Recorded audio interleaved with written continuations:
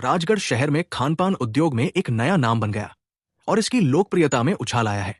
इस कमला रेस्टोरेंट भी गुप्ता परिवार का था। पूरा रेस्टोरेंट एक रेट्रो वास्तुकला शैली को अपनाता है, जो एक ही समय में शानदार, सरल और शानदार दिखता है। होटल में सभी वेटर लंबे और अच्छे दिखने वाले हैं और उनके द्वारा पहना जाने वाला चोंगसम उनके पतले फिगर को और भी आकर्षक बनाता है। उसके अंदर घुसते ही एक वेटर ने तुरंत अर्णव का अभिवादन किया। सर, क्या आपके पास रिजर्वेशन है? वीआईपी कमरा नंबर 1। अर्णव ने सानवी द्वारा बुक किए गए कमरे का नंबर बताया। सर, कृपया मेरे साथ आइए। वेटर उसे बहुत सम्मानपूर्वक ऊपरी मंजिल पर स्थित वीआईपी कमरे में ले गया। सानवी के आने से पहले वेटर ने एक गिलास पानी डाला और बाहर निकल गया। अर्णव चमड़े के सोफे पर बैठ गया और इधर उधर देखने लगा। हालांकि वहां सिर्फ 2 लोग ही भोजन कर रहे थे, लेकिन निजी कमरा 30 या 40 वर्ग मीटर का था। सजावट बेहद आलीशान थी। सोफा चमड़े का बना था और टेबलवेयर स्टर्लिंग स्टील से बना था।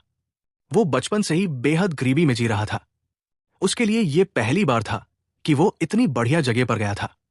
वो अपने दिल में आहें भरने से खुद को नहीं रोक पाया।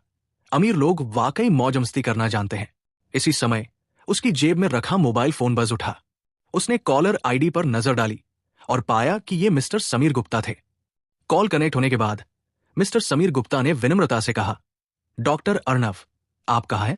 क्या मैंने नहीं कहा था कि मैं आपको उस दिन एक रेस्टोरेंट वेट करूंगा?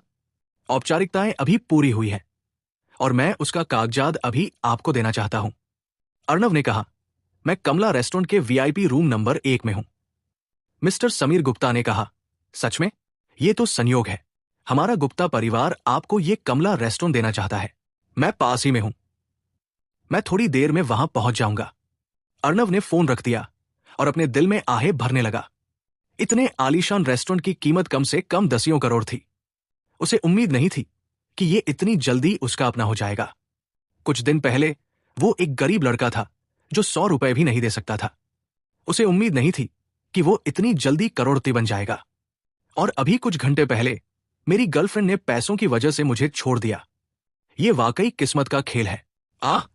ये सोचते सोचते वो थोड़ा विचलित हो गया और गलती से उसके सामने रखा पानी का गिलास गिर गया। आमतौर पर ऐसी आलीशान जगह पर उसे खुद ऐसा करने की जरूरत नहीं होती। वो बस वेटर को बुलाकर सफाई करवा सकता है। लेकिन वो मूल रूप से एक गरीब परिवार का बच्चा था और दूसरों को परेशान करने का आदी नहीं था।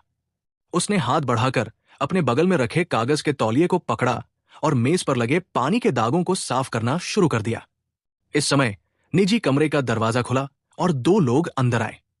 उसे लगा कि सानवी आ रही है, लेकिन जब उसने पीछे मुड़कर देखा तो उसने देखा कि एक युवक और युवती दरवाजे के सामने खड़े हैं।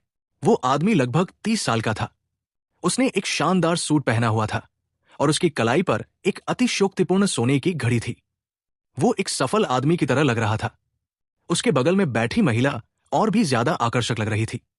उसने गुलाबी स्कर्ट पहनी हुई थी, बैंगनी रंग का एलवी बैग ले रखा था और उसके हाथ में हरे रंग का जेड ब्रेसलेट था। ये तुम हो? तुम यहां क्यों हो? अर्णव ने आश्चर्य से कहा। वो उस युवक को नहीं जानता था और वो महिला उसकी पूर्व प्रेमिका मोनिका थी। उसे उम्मीद नहीं थी कि वे दोनों ब्रेकअप के तुरंत बाद यहां मिलेंगे। बेशक मैं यहां डिनर के लिए आया हूं, लेकिन तुम यहां कैसे आ सकते हो? मोनिका के लिए भी ये पहली बार था कि वो इतनी शानदार जगह पर खाना खा रही थी। जैसे ही वो दरवाजे से अंदर दाखिल हुई, वो रेस्तरां की आलीशान सजावट देखकर बेहद हैरान रह गई। अभी अभी उसने अफसोस जताया कि अगर वो अर्णव के पीछे चली जाती तो वो अपने जीवन में कभी भी ऐसी शानदार जगह में प्रवेश नहीं कर पाती। अप्रत्याशित रूप से वे दोनों यहां मिल गए। क्या तुम्हें अभी पूछने की जरूरत है? यह स्पष्ट है कि वो यहां वेटर है। अर्णव के कुछ स्पष्टीकरण देने से पहले मोनिका के बगल में खड़ा उसकी न्यू बॉयफ्रेंड ने पहले कह दिया। उसने आगे जोड़ा, मोनिका डार्लिंग, क्या तुम इस वेटर को जानती हो? मोनिका ने कहा, माय डियर, ये अर्णव है, मेरा एक्स बॉयफ्रेंड जिसके बारे में मैंने आपको बताया था, लेकिन अब मैंने उसे लात मार दी है। फिर उसने अर्णव से कहा, मैं तुम्हें इनसे परिचय करा दूं। यह है मिस्टर विजय, नायडू परिवार का सबसे बड़ा बेटा।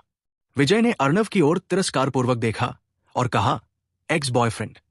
मोनिका, मैं वास्तव में ये नहीं समझ पा रहा हूं कि पहले तुम्हारा टेस्ट कितना घटिया था। तुम अपने बॉयफ्रेंड के रूप में इतना गरीब आदमी कैसे चुन सकती हो? मोनिका ने आह भरी। मैं छोटी थी और उस समय सच्चा प्यार को नहीं समझ पाई, इसलिए मैं इस गरीब के झांसे में आ गई।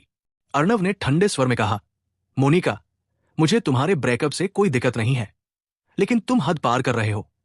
मैं तुम्हें कब झांसे में लेकर बहकाया? मोनिका ने कहा, अगर तुम्हारी मीठी बातें न होती तो मैं तुमसे कैसे प्यार कर सकता था? एक गरीब लड़का जिसकी जेबें उसकी चेहरे से भी ज्यादा साफ है।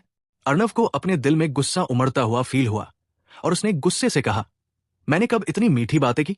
सबसे पहले तो तुम ही मेरे पीछे पड़ी थी। विजय नामक उस लड़के ने घमंड से कहा, ओए, तुम कौन हो? मेरी गर्लफ्रेंड से इस तरह बात करने की तुम्हारी हिम्मत कैसे हुई? छोड़ो, जो कुछ भी हुआ वो अतीत की बात है।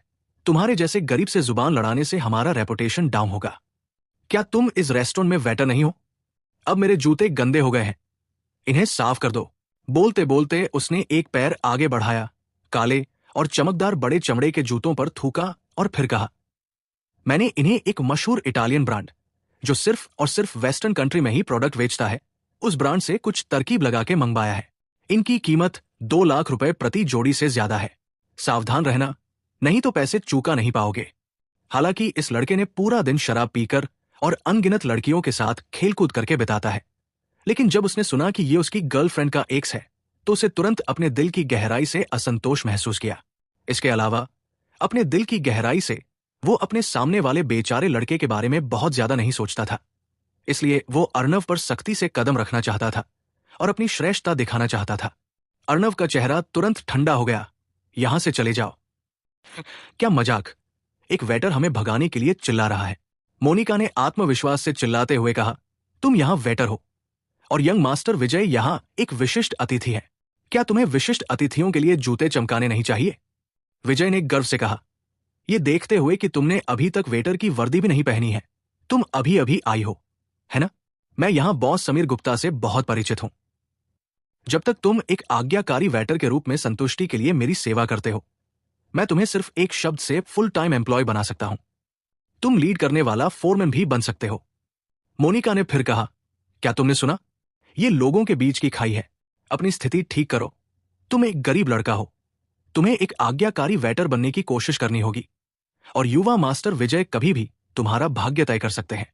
मोनिका का चेहरा देखकर अर्णव के मन में बहुत घृणा की भावना उमड़ पड़ी। इस लड़की ने पहले ही ये बात इतनी अच्छी तरह छिपा रखी थी कि उसे पता ही नहीं चला कि वो ऐसी इंसान है। साथ ही अर्णव मन ही मन खुश भी था कि उसने उससे नाता तोड़ लिया है। ये सोचकर उसने हाथ हिलाया और कहा, ठीक है, तुम बाहर जा सकती हो, मैं तुमसे बहस नहीं करना चाहता। विजय को अचानक लगा कि उसने दुनिया का सबसे मजेदार चुटकुला सुन लिया है और वो जोर से हंस पड़ा।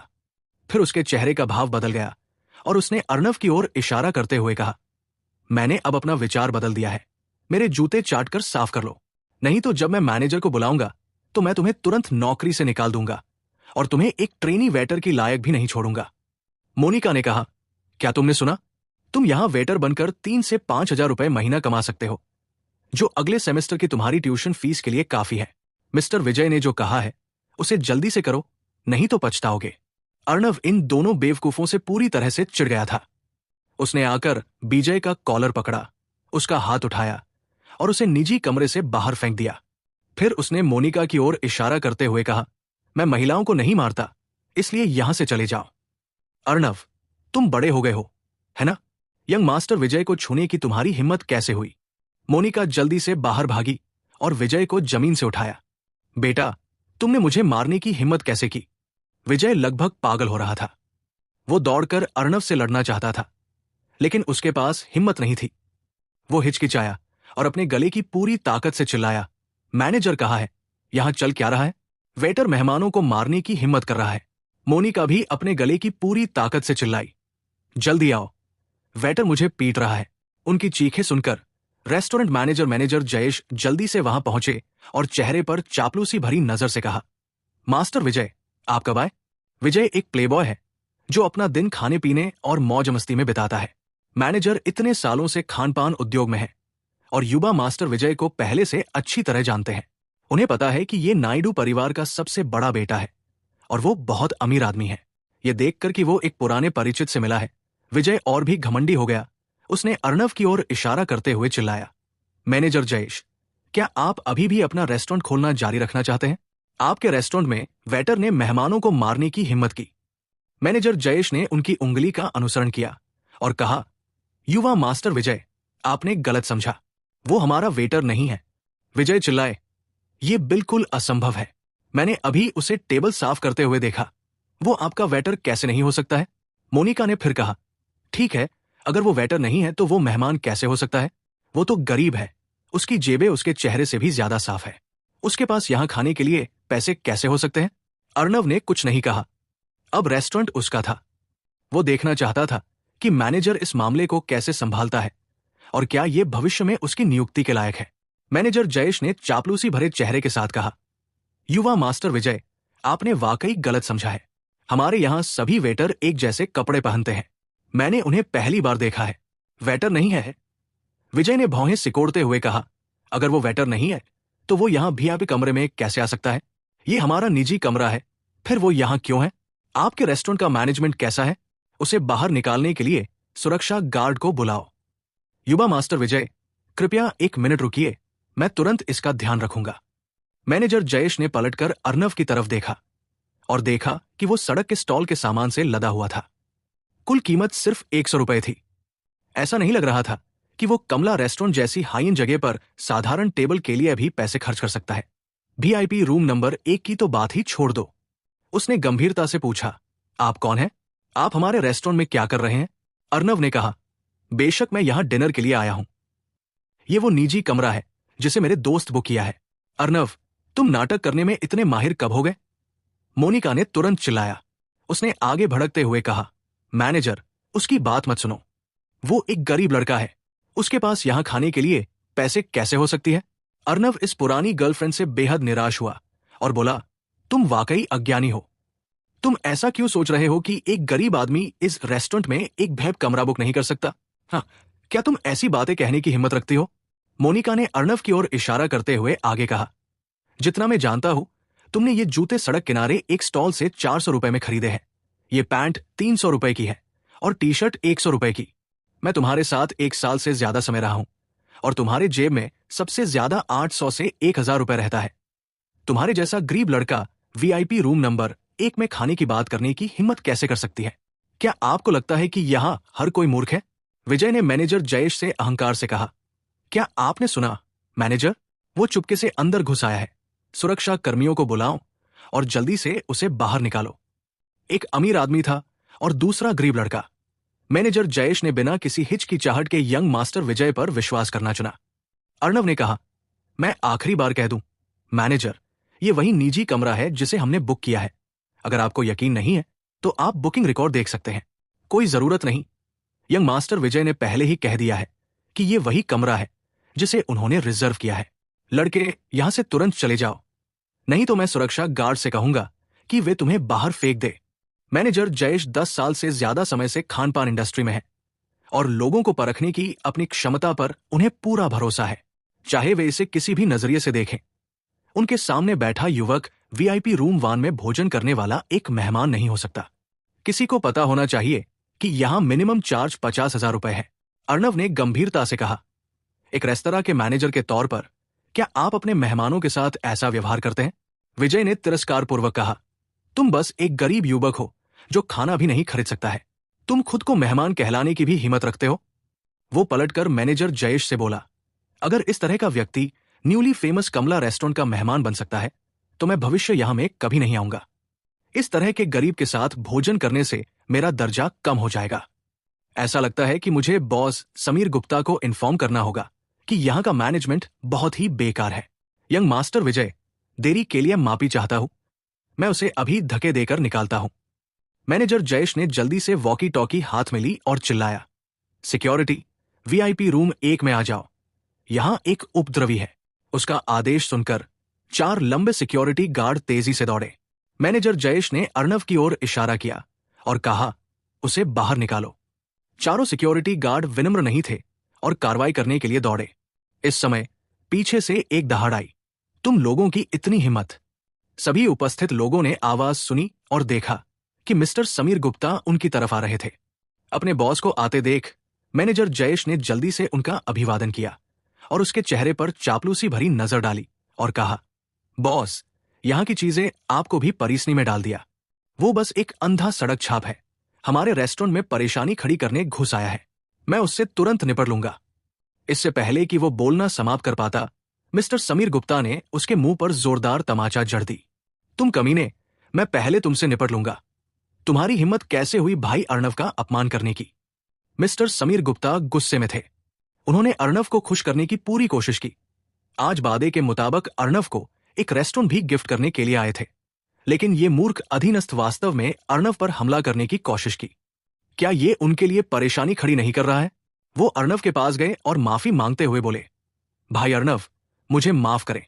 सड़क पर ट्रैफिक जाम था। मैं पहुंचने में 15 मिनट देर कर दी।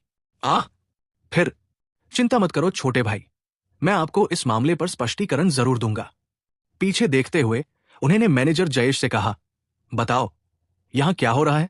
मैनेजर जयेश अभी अभी पड़े थप्पड़ से पूरी तरह स्तब्ध रह गया और हैरान होकर बोला, बॉस, यंग मास्टर विजय ने ही कहा था कि उस युवक चुपके से अंदर घुस आया है, ये जानते हुए कि उसने बहुत बड़ी मुसीबत खड़ी कर दी है। वो यंग मास्टर विजय पर ही दोष दे सकता था। वो उम्मीद कर रहा था कि यंग मास्टर विजय और उसके बॉस के बीच का रिश्ता स्थिति को संभाल लेगा। मिस्टर समीर गुप्ता को अपनी ओर देखते हुए देखकर विजय ने जल्दी से अपने हाथ आगे बढ़ाए और कहा, hello mister Gupta. Mister Sameer Gupta ने उसे एक ठंडी नजर से देखा, जिसमें कोई भी हाथ बढ़ाने का इरादा नहीं था। आप कौन हैं? क्या मैं आपको जानता हूं?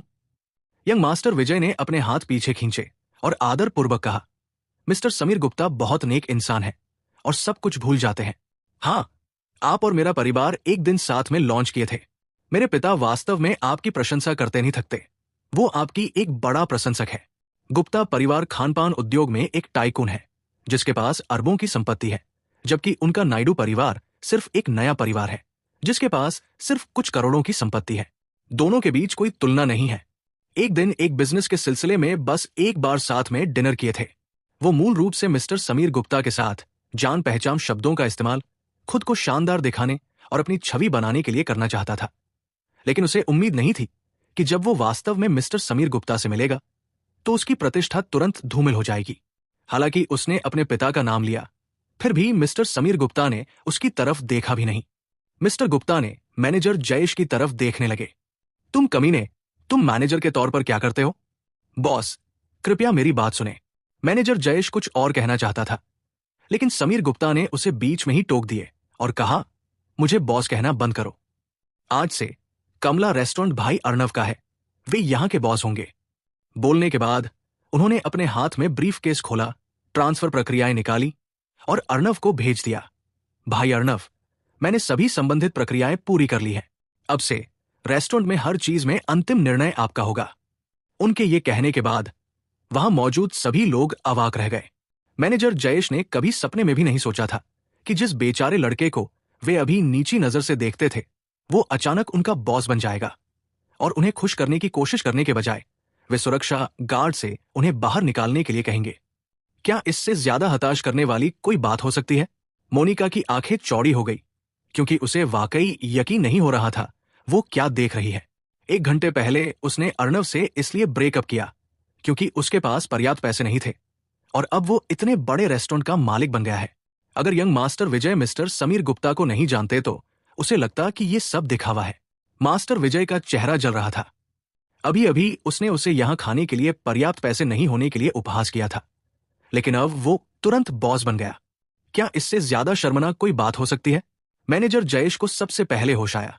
उसने उसके चेहरे पर एक के बाद एक 2 जोरदार थप्पड़ मारे और फिर चापलूसी भरी नजर से अर्णव से कहा, बॉस, अभी जो हुआ वो सब मेरी गलती है। मैं अंधा था। मैं अब आपसे माफी मांगता हूं। कृपया मुझे माफ कर दें। अर्णव ने शांति से कहा, कोई जरूरत नहीं, मैं तुम्हारा बॉस नहीं हूं। अब से तुम्हें नौकरी से निकाल दिया जाता है। ऐसा मत करो। बॉस, मैनेजर जयेश ने जल्दी से कहा, मुझे उम्मीद नहीं थी कि आप यंग मास्टर विजय द्वारा बुक किए गए निजी कमरे में आ जाएंगे। फिर भी मैं मानता हूं ये मेरी गलती है। इस बार परिस्थितियों को देखते हुए मुझे माफ कर दें। उसने इतने सालों तक खानपान इंडस्ट्री में काम करता रहा। उसके बाद आखिरकार वो जनरल मैनेजर के पद पर पहुंचा। अब उसका सालाना वेतन बहुत ज्यादा है। अगर उसे इस तरह से निकाल दिया गया तो उसकी सारी मेहनत बेकार हो जाएगी। अर्णव ने शांति से कहा, मैंने तुम्हें पहले ही मौका दिया था और तुम्हें रजिस्ट्रेशन रिकॉर्ड चेक करने के लिए कहा था, लेकिन तुमने मेरी बात नहीं सुनी। लगता है तुम्हारी नजर में मेहमानों को ग्रेड में वर्गीकृत किया जाना चाहिए। उस समय यंग मास्टर विजय चाहे जो भी कहे, तुमने उस पर यकीन किया, लेकिन तुम मेरी किसी भी बात पर ध्यान देने की जहमत भी नहीं उठाया। तुम्हारे जैसे रंगीन चश्मे वाले लोग यहां काम करने के लिए बिल्कुल भी उपयुक्त नहीं है। अर्णव, तुम किसी के ऊपर झूठा आरोप नहीं लगा सकते। विजय मिस्टर समीर गुप्ता से तो डरता था, लेकिन अर्णव से नहीं। उसने अपना मोबाइल फोन निकाला और कहा, देखो, मेरे पास यहां का रिजर्वेशन रिकॉर्ड है और रिजर्वेशन प्राइवेट रूम नंबर 1 के लिए ही है। उसकी दृढ़ आवाज देखकर अर्णव के मन में भी कुछ संदेह हुआ। क्या ऐसा हो सकता है कि सानवी ने कोई गलती की हो? मैनेजर कुछ समय पहले कुछ टाइप करके रिसेप्शन पर भेजा था। इस समय मैनेजर जयेश ने फोन पकड़ा और ऊपर देखा, फिर उसका चेहरा पीला पड़ गया। यंग मास्टर विजय, मैं आपके द्वारा बेवकूफ बना दिया गया हूं। क्या आप कभी किसी हाई एंड शॉपिंग मॉल में गए हो? क्या आपको पता है बुक कैसे करते हैं? क्या मैनेजर, आप क्या बात कर रहे हैं? मैं क्या बात कर रहा हूं? आपने जो बुक किया था वो सिर्फ एक साधारण प्राइवेट रूम नंबर 1 था, लेकिन ये VIP प्राइवेट रूम नंबर 1 है। दोनों पूरी तरह से अलग चीजें हैं। इस समय उसकी अंतड़ियां पश्चाताप से भर गई थी। अगर उसे पता होता कि उसे अभी यंग मास्टर विजय के टेक्स्ट मैसेज चेक कर लेने चाहिए था, तो वो इतनी बड़ी गलती नहीं करता। ये यंग मास्टर विजय शर्मिंदा लग रहा था।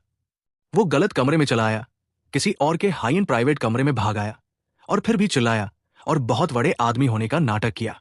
वो वास्तव में शर्मिंदा था, खास करके मिस्टर समीर गुप्ता के सामने। मैनेजर जयेश ने अपने चेहरे पर विनती भरी नजर से कहा, बॉस, कृपया मुझे एक और मौका दे। मैं भविष्य में निश्चित रूप से वफादार रहूंगा। अर्णव ने अपना हाथ हिलाया और कहा, मैंने अभी कहा था कि तुम्हें आखिरी मौका दिया गया है, लेकिन यह अफसोस की बात है कि तुमने इसे भुनाया नहीं। तुम जैसे लोग यहां काम करने के लिए उपयुक्त नहीं हो, इसलिए अपना सामान समेटो और निकल जाओ। मैनेजर जयेश अनिच्छा से भरा हुआ था, लेकिन उसके पास यहां से निराश होकर जाने के अलावा कोई विकल्प नहीं था। अर्णव ने यंग मास्टर विजय और मोनिका को देखा। क्या तुमने अभी नहीं कहा था कि जब तक मैं यहां हूं तुम यहां नहीं आओगे? आज से तुम मेरे रेस्तरां की ब्लैकलिस्ट में शामिल हो जाओगे। अब यहां से जा सकते हो। यंग मास्टर विजय के चेहरे पर जलन महसूस हुई।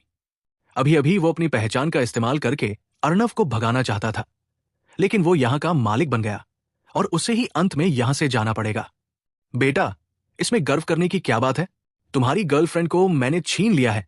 हाँ, उसने अर्णव को गुस्से से देखा और फिर मोनिका से कहा, तुम अभी भी उसे क्यों घूर रहे हो? क्या तुम्हें नहीं लगता कि यह काफी शर्मनाक है? चलो चलते हैं। लेकिन आश्चर्य की बात यह है कि मोनिका उसके साथ नहीं गई। इसके बजाय उसने खुद को अर्णव के सामने फेंक दिया और चेहरे पर एक विनती भरी नजर के साथ कहा, अर्णव, इस बार मैं गलत थी। हमारी पिछली रिलेशन की खातिर चलो फिर से साथ में आ जाते हैं। उसने अभी अभी अपने मन में एक हिसाब किताब बना लिया था। हालांकि यंग मास्टर विजय अमीर था, लेकिन वो बस उसके साथ खेल रहा था। वो उससे बहुत कुछ नहीं पा सकती थी और एक दिन उसे यंग मास्टर विजय को छोड़ना पड़ेगा। लेकिन अर्णव अलग था। जब वे दोनों पहले साथ होते थे तो भले ही उसके पास 100 रुपए होते, वो उसे भी उस पर खर्च कर देता था। इसके अलावा अब उसके पास करोड़ों का एक बड़ा रेस्टोरेंट है। अगर वो अर्णव के साथ फिर से रिलेशनशिप में आ पाती है तो वो भविष्य में एक करोड़पति मालकिन बन जाएगी। तू कुतिया, मैं फिर पूछूंगी, क्या तू मेरे पीछे आएगी? विजय इतना गुस्से में था कि उसका चेहरा लाल हो गया था। उसने अभी अभी कहा था कि उसने दूसरी पार्टी की महिला को लूटा है, लेकिन महिला ने उसे तुरंत लात मार दी। वो अपना चेहरा कहां रख सकता था? मोनिका ने गुस्से में विजय को अनदेखा किया और फिर से कहा, अर्णव, मैं इस बार वाकई गलत थी। मैं इस आदमी की बहकावे में धोखा खा गई। मुझे एक और मौका दो और मैं भविष्य में तुम्हारे साथ लोया रहूंगी। अतीत में जब वो और अर्णव साथ थे तो चाहे वो कितनी भी गलतियां क्यों न करती हो, जब तक वो अपना सिर झुकाकर अपनी गलती स्वीकार करती और कुछ अच्छे शब्द कहती, अर्णव अंततः माफ कर देता। लेकिन वो भूल गई कि अब और पहले में कोई तुलना नहीं थी। उस समय वे प्रेमी और प्रेमिका थे, लेकिन अब उसने इस रिश्ते को धोखा दिया था। गलती की प्रकृति पूरी तरह से अलग थी। इसके अलावा इस समय अर्णव पहले से ही प्राचीन चिकित्सा संप्रदाय का उत्तराधिकारी है और उसकी दृष्टि और समझ पहले से पूरी तरह से अलग है। वो कैसे नहीं देख सकता था कि मोनिका ने ऐसा क्यों किया? इसका कारण पूरी तरह से उसका अपना पैसा था और उसका उसकी पिछली भावनाओं से कोई लेना देना नहीं था। एक बार जब वो फिर से गरीबी में गिर जाएगी तो वो बिना किसी हिचकिचाहट के उसे दूर कर देगी। उसने ठंडे स्वर में कहा, मोनिका, कुछ गलतियां ऐसी होती हैं जो तुम्हें नहीं करना चाहिए। एक बार जब तुम उन्हें कर देती हो तो उन्हें सुधारने का कोई मौका नहीं होता। अपनी चालें छोड़ो। जैसा तुमने कहा, अब से हमारे बीच कोई रिश्ता नहीं रहेगा और कोई भी किसी को फिर से परेशान नहीं करेगा। अर्णव, मैं तुम्हारे साथ मजाक कर रहा था। इसे गंभीरता से मत लो। मैं अब भी तुमसे प्यार करता हूं। मोनिका अभी भी मासूम कल्पनाओं को थामी हुई थी और एक करोड़पति वाइफ बनने के अपने सपने के लिए कड़ी मेहनत कर रही थी। तुम बेशर्म कुतिया, बस मेरा इंतजार करो। और तुम, एक गरीब लड़का, हमारे बीच ये हिसाब अभी खत्म नहीं हुआ है। इतना कहते ही वो गुस्से में यहां से चला गया। भाई अर्णव, क्या मैं उसका ख्याल रखूं? समीर गुप्ता ने पूछा। अर्णव ने नाम में सिर हिलाया और कहा, नहीं, अगर वो कुछ उल्टी सीधी हरकत करता है तो मैं इसे संभालूंगा। आपको चिंता करने की जरूरत नहीं है भाई। ठीक है, मुझे पहले जाना होगा। मैं अभी आपको एंटरटेन नहीं कर पा रहा हूं। मुझे माफ करें। मैं बाद में आपके लिए रेस्टोरेंट की देखभाल करने के लिए नया मैनेजर भेज दूंगा। श्री समीर गुप्ता भी जानते थे कि ऐसे मौके पर यहां रुकना उचित नहीं था, इसलिए उन्होंने नमस्ते किया और जल्दी से चले गए। अर्णव, मुझे बस एक बार माफ कर दो। अब से जब हम साथ हैं तो तुम जो चाहो कर सकते हो।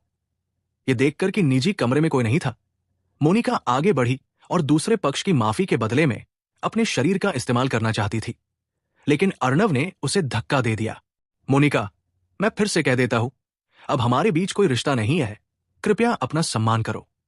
अभी जो हुआ उसके बाद अर्णव इस महिला से पूरी तरह निराश हो गया था और पहले वाली भावनाएं अब मौजूद नहीं थी। जब वे दोनों साथ थे तो मोनिका अनजाने में अपनी पिछली कृपालु मानसिकता में लौट आई। आह अर्णव, तुम क्या कर रहे हो? मैंने तुमसे पहले ही माफी मांग ली है। तुम्हें और क्या चाहिए? मेरे अलावा क्या तुम ऐसी सुंदर प्रेमिका पा सकते हो? इस समय एक सुखद आवाज आई। बेशक, मैं उसकी प्रेमिका हूं और मैं तुमसे कहीं ज्यादा सुंदर हूं। हर लड़की के दिल में वो खुद सबसे सुंदर होती है और कभी भी आसानी से हार नहीं मानती। जब मोनिका ने सुना कि दूसरे पक्ष ने खुद से ज्यादा सुंदर होने का दावा किया है तो मोनिका पलटकर जवाब देने वाली थी, लेकिन जैसे ही उसने पलटकर देखा, उसने अपना मुंह बंद कर लिया और एक शब्द भी नहीं बोल पाई, क्योंकि उसके सामने वाली लड़की इतनी सुंदर थी कि उसे खुद पर शर्म आ रही थी और वो पूरी तरह से वापस लड़ने की हिम्मत खो बैठी। आम लोगों के बीच मोनिका को कुछ हद तक सुंदर छोटी लड़की माना जा सकता है, लेकिन इस महिला के सामने वो तुरंत फीकी पड़ गई। यहां सानवी आई थी। उसने आज एक रेड कलर ड्रेस पहनी हुई थी। उसका लंबा फिगर आगे और पीछे की ओर मुड़ा हुआ था। वो एक इंटरनेशनल सुपर मॉडल से भी ज्यादा परफेक्ट थी। उसके फिगर से ज्यादा आकर्षक उसकी शक्ल है, जो बिना किसी दोष के इतनी खूबसूरत है। 360 डिग्री पर कोई ब्लाइंड स्पॉट नहीं है। ये बस चरम सीमा तक उत्तम है। तुम कौन हो? मोनिका ने बेहद ईर्ष्यालु भाव से पूछा। लगता है तुम्हारे कान खराब है। मैंने तुम्हें अभी बताया कि मैं अर्णव का गर्लफ्रेंड हूं। सानवी ने अर्णव के पास जाकर उसकी बाह पकड़ते हुए कहा। असंभव, ये बिल्कुल असंभव है। मोनिका के दिल में अर्णव पहले एक गरीब लड़का था। उसे इतनी बढ़िया गर्लफ्रेंड कैसे मिल सकती है? तुम्हें यकीन नहीं होता है ना? फिर मैं तुम्हें यह साबित कर दूंगी, सानवी ने कहा और अर्णव के गाल पर एक किस कर दिया। कैसा है? क्या तुम्हें अब यकीन है? अर्णव भी थोड़ा उलझन में था। यह समझ में आता रहा है कि सानवी उसकी मदद कर रही है।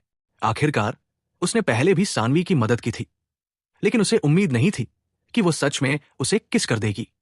हालांकि वे 1 साल से ज्यादा समय से रिलेशनशिप में थे, लेकिन मोनिका ने उसे कभी किस नहीं किया था। यह पहली बार था जब उसे किसी लड़की ने किस किया। ऐसा लगा जैसे उसके शरीर में बिजली दौड़ रही हो। यह अद्भुत एहसास अवर्णनीय है।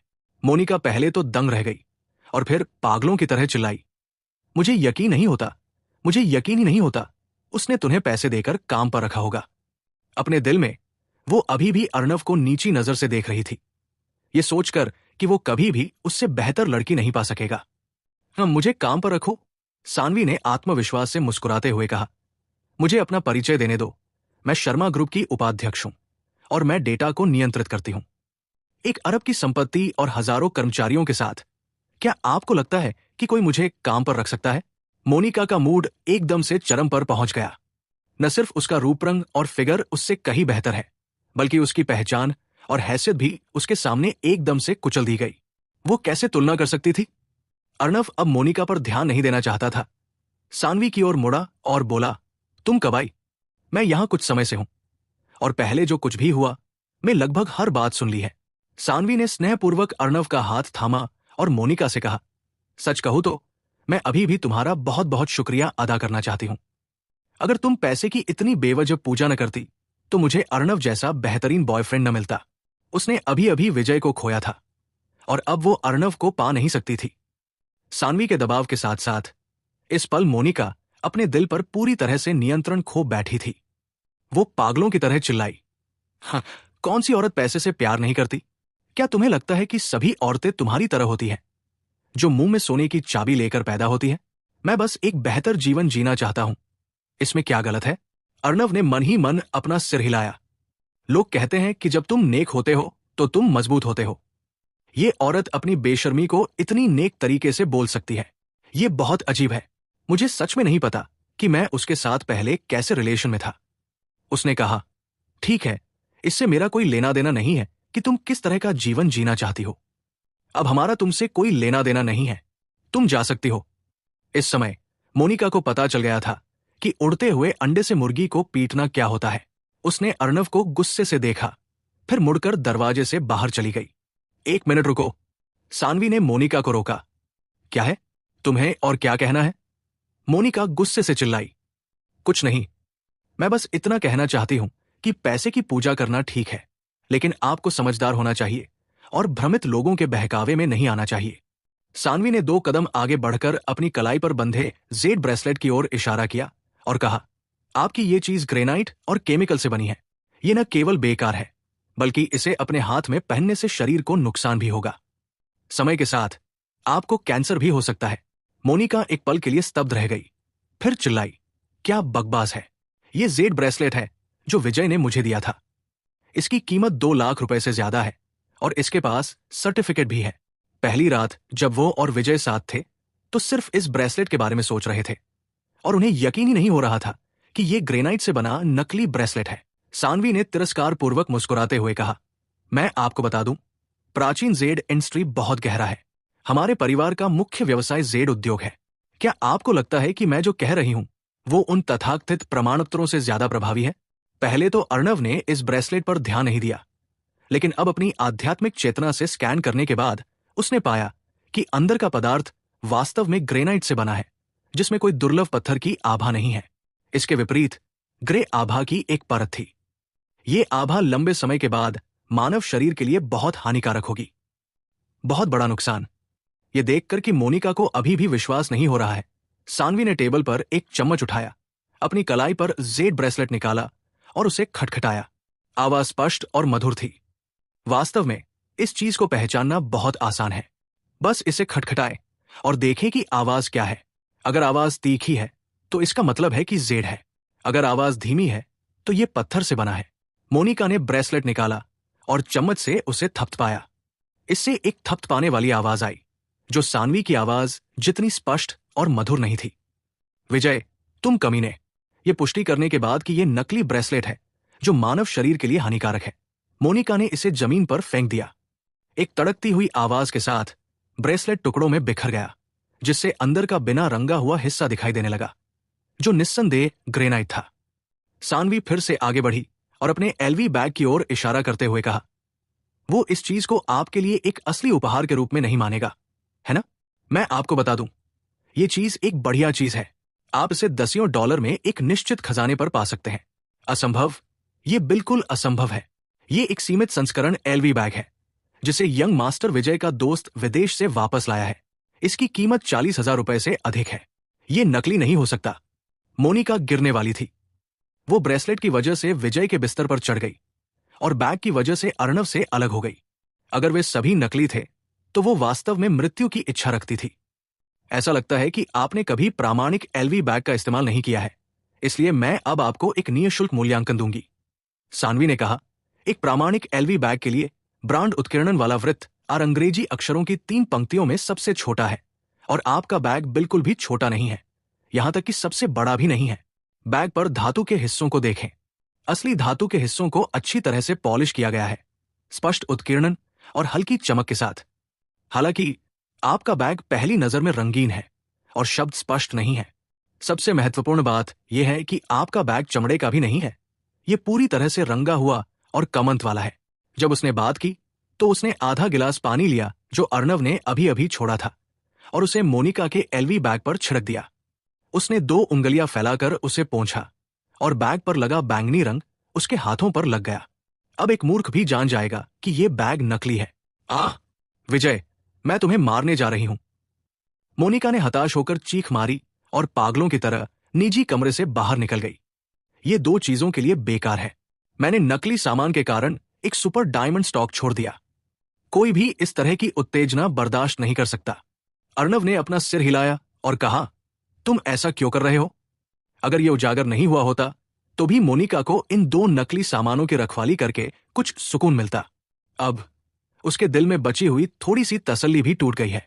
सानवी मुस्कुराई और बोली, इस महिला ने वास्तव में पैसे के लिए तुम्हें लात मारी है। मैं चाहती हूं कि उसे साफ पता चले कि उसका व्यवहार कितना बेवकूफाना है।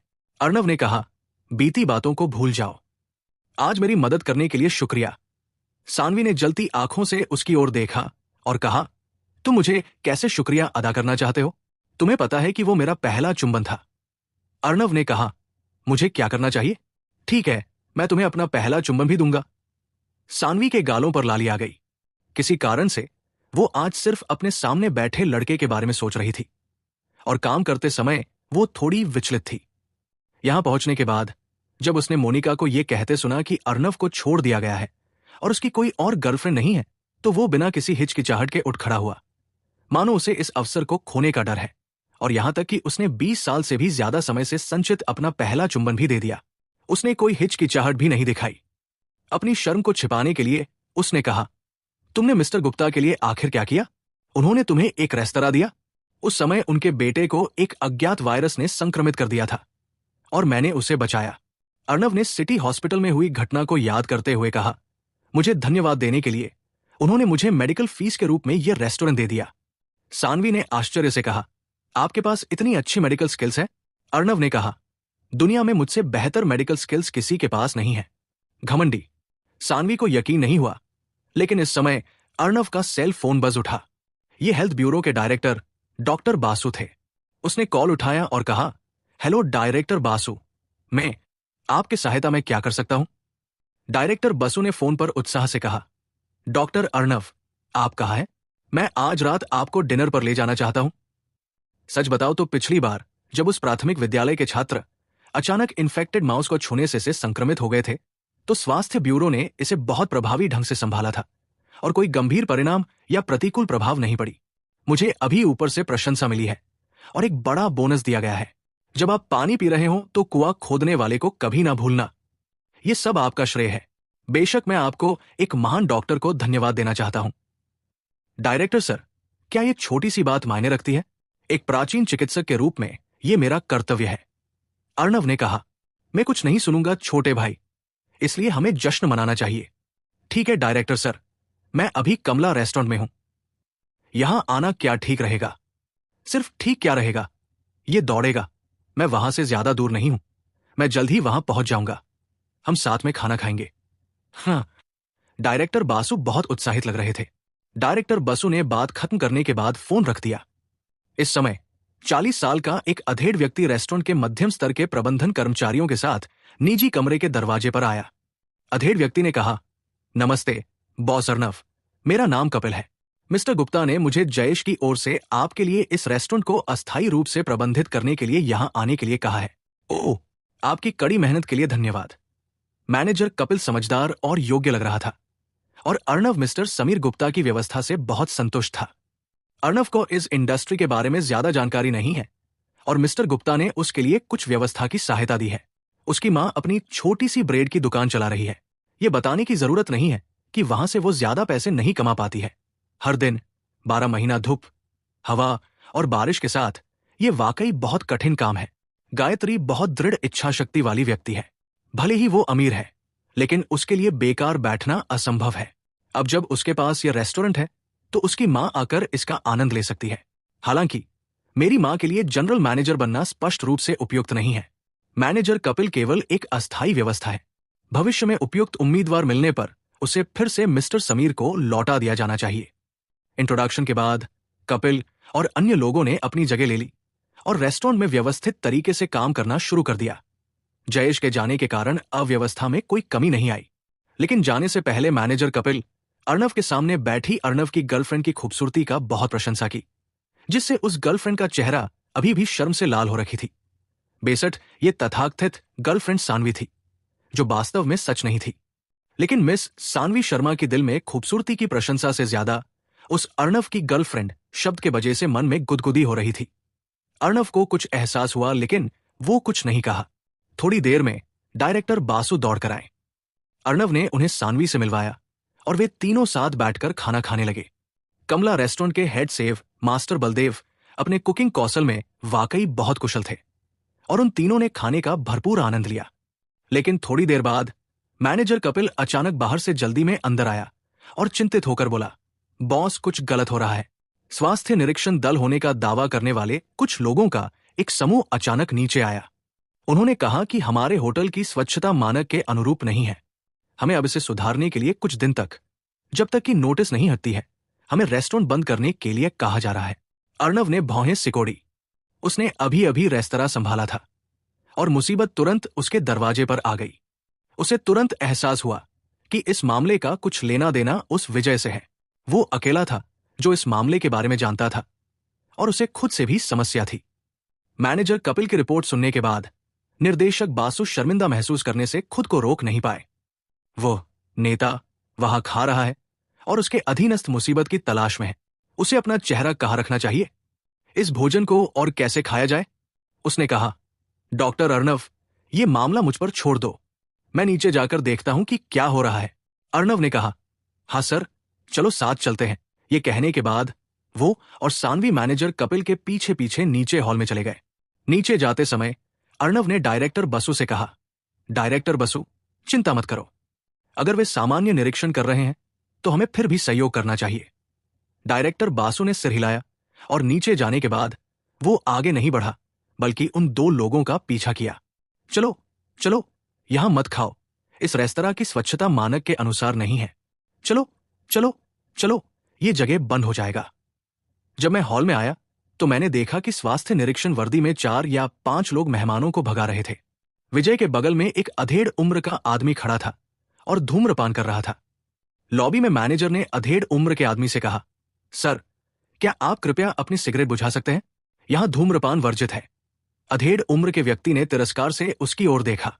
रेस्तरां जल्द ही बंद हो जाएगा। मेरे सिगरेट पीने में इतनी बड़ी बात क्या है? इसके अलावा तुम इतनी बातें क्यों कर रहे हो? तुम ओनर नहीं हो। जल्दी से अपने बॉस को बुलाओ। जब अर्णव और बाकी लोग नीचे गए तो उन्होंने देखा कि रेस्टोरेंट को खाली किया जा रहा है। मैनेजर कपिल आगे बढ़े और गुस्से से चिल्लाए, तुमने हमारा रेस्तरां को खाली क्यों कर रहे हो? अधेड़ उम्र के व्यक्ति ने व्यंग्य करते हुए कहा, यहां हाइजीन मेंटेनेंस ठीक नहीं है। अगर कोई मारा जाता है तो क्या होगा? तुम्हें सुधार के लिए व्यवसाय बंद कर देना चाहिए। मैनेजर कपिल ने कहा, हम यहां जो भी काम करते हैं वो कानूनी और नियमों के अनुसार है और स्वच्छता को लेकर कोई समस्या नहीं है। तुम हमारे किचन में भी नहीं गए तो तुम क्यों कहते हो कि हम अयोग्य हैं? क्यों? सिर्फ इसलिए कि मैं निरीक्षण अनुभाग का अनुभाग प्रमुख हूं। मैं जिसे योग्य कहूंगा वो योग्य होगा और जिसे अयोग्य कहूंगा वो अयोग्य होगा। डायरेक्टर बसु पीछे खड़े थे। अगर ये लोग सामान्य रूटीन निरीक्षण कर रहे होते तो वे बीच में हस्तक्षेप करने के लिए तैयार नहीं होते, लेकिन जब उन्होंने अपने सामने का दृश्य देखा तो वे तुरंत आगे बढ़े और गुस्से से बोले, बकवास, तुम्हें किसने अधिकार दिया? अधेड़ उम्र के व्यक्ति ने तिरस्कार से उनकी ओर देखा। बूढ़े आदमी, तुम्हारे नाक इधर उधर ज्यादा घुस रही है ना? पता चल रहा है रेस्टोरेंट से तुम्हारा कोई लेना देना नहीं है, इसलिए शांति से बगल में खड़े रहो, ज्यादा उछलो मत। तुम। डायरेक्टर बसु के फेफड़े गुस्से से फटने वाले थे। जैसे ही उन्हें दौरा पड़ने वाला था, उन्हें अर्णव ने अपने पीछे खींच लिया। गुस्सा मत करो सर, ये मामला मुझ पर छोड़ दो। उन्होंने अपने सामने खड़े अधेड़ उम्र के व्यक्ति की ओर देखा और मजाक में कहा, तुम इस व्यक्ति को नहीं जानते? अधेड़ उम्र के व्यक्ति ने सिगरेट पीते हुए कहा, मैं उसे क्यों जानूं? क्या वो इतना बढ़िया है? इस समय विजय ने गर्व से आगे बढ़कर कहा, तुम आखिरकार नीचे आ ही गए। अब तुम्हें पता है कि मैं कितना शक्तिशाली हूं। क्या तुम्हें लगता है कि एक रेस्टोरेंट चलाना बहुत आसान है? ये आसान हो सकता है। एक छोटे से रेस्टोरेंट को चलना कोई बड़ी बात नहीं है। लेकिन तुम्हें मुझे नाराज नहीं करना चाहिए था। अगर इस रेस्टोरेंट अभी भी मिस्टर समीर गुप्ता के स्वामित्व में होता तो मैं असहाय होता। लेकिन तुम्हारे जैसे बदबूदार गरीब की हाथ में होने के कारण अफसोस नया नया प्रसिद्धि पाने वाला कमला रेस्टोरेंट बंद होने वाला है। लड़के, क्या तुम्हें पछतावा हो रहा है? इस समय मैनेजर कपिल थोड़ा आगे आया और कहा, हेलो, तुम मिस्टर जो भी हो, अगर हमें इस घटना की खबर मिस्टर समीर गुप्ता को दे तो क्या लगता है आपको किसे पछतावा होगा? कुछ समय पहले जब मैनेजर कपिल अर्नव को गड़बड़ी के बारे में बताने गया, ये इसलिए था कि मिस्टर समीर गुप्ता से उन्हें सख्त निर्देश था कि उन्हें रेस्टोरेंट को संभालने के लिए अर्नव की सहायता करना होगा। इसलिए उसने सोचा कि उसकी अस्थायी न्यू बॉस इस संभालने दिया जाए। लेकिन वर्तमान जब उसने देखा कि अर्नव कुछ भी एक्शन नहीं ले रहा है, पहले था वो निराश हुआ, फिर आगे आकर बिगड़ेल विजय से प्रश्न किया। जब विजय ने मैनेजर की सवाल सुना पहले तो वो थोड़ा घबरा गया। अगर इस रेस्टोरेंट के साथ अभी भी मिस्टर समीर गुप्ता का कोई लेना देना है तो उसका परिवार की फैमिली बिजनेस भी बर्बाद हो सकता है। लेकिन एक पल बाद उसने व्यंग्यात्मक ढंग से हंसा और कहा, क्या तुम्हें लगता है मैं मूर्ख हूं? एक बार इस रेस्टोरेंट को किसी गरीब भिखारी को दान करने के बाद मिस्टर गुप्ता इसे एड़ी आंखों से भी नहीं देखेंगे। वो रहे एक बिजनेस टाइकून, तुम लोग नीच देसी गवार। क्या लगता है मिस्टर समीर गुप्ता इंताफरी आदमी है जो मंदिर के सामने बैठे हर भिखारी के हाल चाल पूछते फिरेंगे? मुझे पता नहीं क्यों मिस्टर समीर गुप्ता इस गरीब को इस रेस्टोरेंट दे दिया, लेकिन मेरे हिसाब से मिस्टर गुप्ता इसको अच्छे से नहीं जानते, नहीं तो वो रेस्टोरेंट का कागजात हस्तांतर करने के बाद इतनी हड़बड़ी में नहीं चले जाते। उसने आगे कहा, लगता है तुम इस रेस्टोरेंट का नया मैनेजर हो। मैनेजर जयेश को फायर करने के बाद इस लड़के ने इतनी जल्दी किसी को हायर कर लिया। लगता है तुम भी कोई सड़क छाप गरीब हो। मैनेजर कपिल मिस्टर समीर गुप्ता के पसंदीदा एम्प्लॉय में से एक है। उन्हें राजगढ़ में किसी ने कब इस तरह अपमान करने का हिम्मत की है? कहा नहीं जाता भोलेनाथ को देखने से पहले भक्तों को नंदी महाराज की कान में संवाद देना पड़ता है। तो इतने बड़े आदमी का एक खास आदमी को कल का एक बिगड़े लड़का कैसे अपमानित कर सकता है? इसलिए गुस्से से मैनेजर कपिल आगे बढ़ने ही वाले थे, लेकिन किसी की कदम आगे होते देखकर वो रुक गए। इस समय सानवी आगे बढ़ा और पूछा, इतने बड़े रेस्टोरेंट को बंद करने का कोई कारण तो होगा ही, है ना? विजय ने कुछ देर लालच से उसकी ओर देखा, फिर अहंकार से बोला, ये हमारे राजगढ़ के फूड इंस्पेक्शन डिपार्टमेंट के सेक्शन चीफ मिस्टर शैलेश है। उन्होंने इतना कह दिया, मतलब इनकी शब्द ही कारण है। अगर तुम्हें दरवाजा बंद करने के लिए कहा जाता है तो तुम्हें दरवाजा बंद करना ही पड़ेगा। सच बताओ, अगर तुम आज मुझे संतुष्ट नहीं कर पाए तो तुम्हें भविष्य में अपना रेस्टोरेंट खोलने के बारे में भूलना होगा। अर्णव ने सानवी को रोका और कहा, बताओ मैं तुम्हें संतुष्ट करने के लिए क्या करूं? बेटा, लगता है अब जाके तुम्हें पता चला कि इस यंग मास्टर कोई नाराज करता है तो उसके साथ क्या हो सकता है। क्या तुम उस समय वीआईपी रूम में इस युवा मास्टर के सामने लापरवाही नहीं कर रहे थे? क्या अब तुम डर गए हो? मैं तुम्हें बता दूं, तुम गरीब थे। किसी फूटी किस्मत की वजह से मिस्टर समीर गुप्ता तुम्हारे ऊपर एक रेस्टोरेंट पात दिए। भविष्य में तुम पैसा जरूर कमाते। तुम्हें अभी भी उच्च लोगों से डरना होगा। अगर तुम्हारे पास पैसे भी हैं तो भी तुम एक नौसिखिए हो। तुम्हारे संबंध और संपर्क मेरे जैसे नहीं हैं। तुम्हें बर्बाद करने में बस कुछ ही मिनट लगेगा। विजय ने गर्व से कहा, तुम्हारी कुछ समय पहले की समझदारी के लिए मैं तुम्हें ज्यादा शर्मिंदा नहीं करना चाहता। 1 मिलियन, अगर तुम आज 1 मिलियन लेकर आ जाओ तो मामला खत्म हो जाएगा। सानवी ने गुस्से से कहा, हम तुम्हें पैसे क्यों दें? अधेड़ उम्र का आदमी चिल्लाया, छोटी लड़की, तुम इतनी बकवास क्यों कर रही हो? मानो या न मानो, मुझे तुम सबकी पैसे भी नहीं चाहिए। मैं सीधे तुम्हारी रेस्टोरेंट बंद कर दूंगा ताकि तुम सब इसे कभी न खोल पाओ। इस समय अर्णव फिर से मुंह खोला, 1 मिलियन? आपको नहीं लगता मुझे आपको 1 मिलियन देने का कोई कारण बताना होगा? या मैं समझूं ये गवर्नमेंट ऑफिसरों का सार्वजनिक लूटपाट? मध्यम आयु वर्ग के व्यक्ति ने अहंकार से कहा, यहां कुछ लोग हैं, ये सार्वजनिक क्यों होगा? लेकिन मैं तुम्हें एक रीजन दूंगा। रीजन ये है कि यहां आपकी स्वच्छता यानी कि हाइजीन मानक के अनुसार नहीं है और 1 मिलियन उसका जुर्माना है। डायरेक्टर बासु का चेहरा गुस्से से लाल हो गया और वो फिर से कहने से खुद को नहीं रोक पाए, ऑफिसर, क्या हाइजीन मेंटेन नहीं हो पाने के लिए फाइन 1 मिलियन है? लगता है आप डिपार्टमेंट वाकई बहुत शक्तिशाली है। चलो हमारे कॉन्फर्मेशन के लिए अपना पहचान पत्र निकालो और हमें दिखाओ। ऐसा भी हो सकता है आप सब कोई छोले छाप हो सकते हैं। अधेड़ उम्र के आदमी के सर पर एक पल के लिए सिकन दिखाई दी, लेकिन वो तुरंत असंतुष्ट होकर कहा, बूढ़े आदमी, मैं इस खूबसूरत लड़की की बातें बर्दाश्त कर लूंगा, लेकिन तुम एक बुरे बूढ़े आदमी हो। चुप रहने में तुम्हारा भलाई है। डायरेक्टर बासु गुस्से से बोले, तुम आईडी कार्ड भी नहीं दिखा सकते हो, इसलिए यहां से चले जाओ। अर्णव ने फिर से डायरेक्टर बासु को रोका और कहा, तुम कौन सी विभाग से हो, कृपया फिर से बताओ। विजय ने कहा, यह स्वास्थ्य ब्यूरो के फूड इंस्पेक्शन डिपार्टमेंट के सेक्शन चीफ शैलेश है। अगर तुम सब उन्हें नाराज करोगे तो तुम्हारे रेस्टोरेंट 1 मिनट में बंद हो जाएगा। सेक्शन चीफ शैलेश, है ना? नाम बहुत राजसी है। अर्णव ने मजाक करते हुए कहा, तुम स्वास्थ्य ब्यूरो के डायरेक्टर को भी जानते तक नहीं हो, लेकिन तुम ये कहने की हिम्मत रखते हो कि तुम सेक्शन चीफ हो। अधेड़ उम्र के आदमी ने तिरस्कारपूर्वक कहा, क्या तुम मुझे डायरेक्टर के नाम से डराने की कोशिश कर रहे हो? मैं तुम्हें बता दूं, अगर हमारे डायरेक्टर आ गए तो यहां परिणाम और भी गंभीर होंगे। फिर ये ऐसी चीज नहीं होगी जिसे 1 मिलियन से हल किया जा सके। लेकिन आपके डायरेक्टर तो पहले से ही यहां हैं। अर्णव ने कहा, मैं आपको मिलवाता हूं। ये स्वास्थ्य ब्यूरो के डायरेक्टर बसु है। आप ये भी नहीं जानते कि डायरेक्टर कौन है, लेकिन आप सेक्शन चीफ बनने का नाटक करने यहां आ गए। लगता है आपका प्रदर्शन मानक के अनुरूप नहीं है।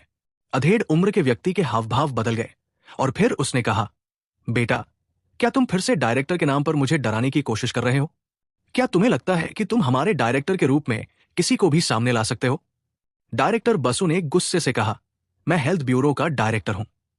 आप किस विभाग से हैं? मुझे जल्दी से बताओ। इस बार अधेड़ उम्र के व्यक्ति की आंखों में घबराहट चमक उठी और वो विजय की ओर देखने लगा। विजय को इसकी परवाह नहीं थी। उसने अपने हाथ में सिगरेट का बट जमीन पर फेंका, डायरेक्टर बसु को व्यंग्यात्मक रूप से देखा और कहा, बूले आदमी, आप बहुत बड़े भालू हैं और डायरेक्टर बनने का नाटक कर रहे हैं। आप जो कपड़े पहने हैं उनकी कुल कीमत 1000 रुपए से कम है ना? विजय ने पहले ही अर्णव की स्थिति को अच्छी तरह समझ लिया था। अभी वो एक रेस्टोरेंट का मालिक ही क्यों ना हो, लेकिन वो पहले एक गरीब लड़का था। वो किस्मत से मिस्टर समीर गुप्ता से एक कृपा पा लिया। लेकिन कोई बात नहीं, गरीब लड़का तो गरीब लड़का ही होता है। उसका कोई उच्च संपर्क कैसे हो सकता है? और यह भी कम संभावना है कि वो स्वास्थ्य ब्यूरो के डायरेक्टर को जानता हो। उसे नहीं पता था कि डायरेक्टर बासु एक साधा सीधा कम दिखावा करने वाले व्यक्ति हैं। नहीं तो वो इस प्रकार व्यवहार करने की हिम्मत नहीं करता। विजय ने एक फटकार के बाद गुस्से में डायरेक्टर बसु की बात को अनदेखा किया और अर्णव से फिर कहा, 1 मिलियन, क्या तुम इसे देना चाहते हो या नहीं? अगर नहीं तो तुम्हारी रेस्टोरेंट अब बंद हो जाएगी। अधेड़ उम्र के आदमी ने अपना आत्मविश्वास वापस पा लिया था और उसके बगल में खड़े कई अधीनस्थों ने चिल्लाकर कहा, ठीक है, चलो इन लोगों से बकवास बंद करते हैं। रेस्टोरेंट को सील करने का प्रक्रिया शुरू करते हैं। हम इन्हें लंबे समय से इन्हें बर्दाश्त कर रहे हैं। अचानक अर्णव ने अपना पैर उठाया और अधेड़ व्यक्ति को जमीन पर पटक दिया। बाकी सभी लोग चौंक गए। उन्हें उम्मीद नहीं थी कि ये युवक, जो अभी विनम्र था, इतना हिम्मत वाला होगा। रेस्तरां के दरवाजे पर बहुत से लोग जमा थे जो उत्साह देख रहे थे और वे सभी लोग चौंक गए।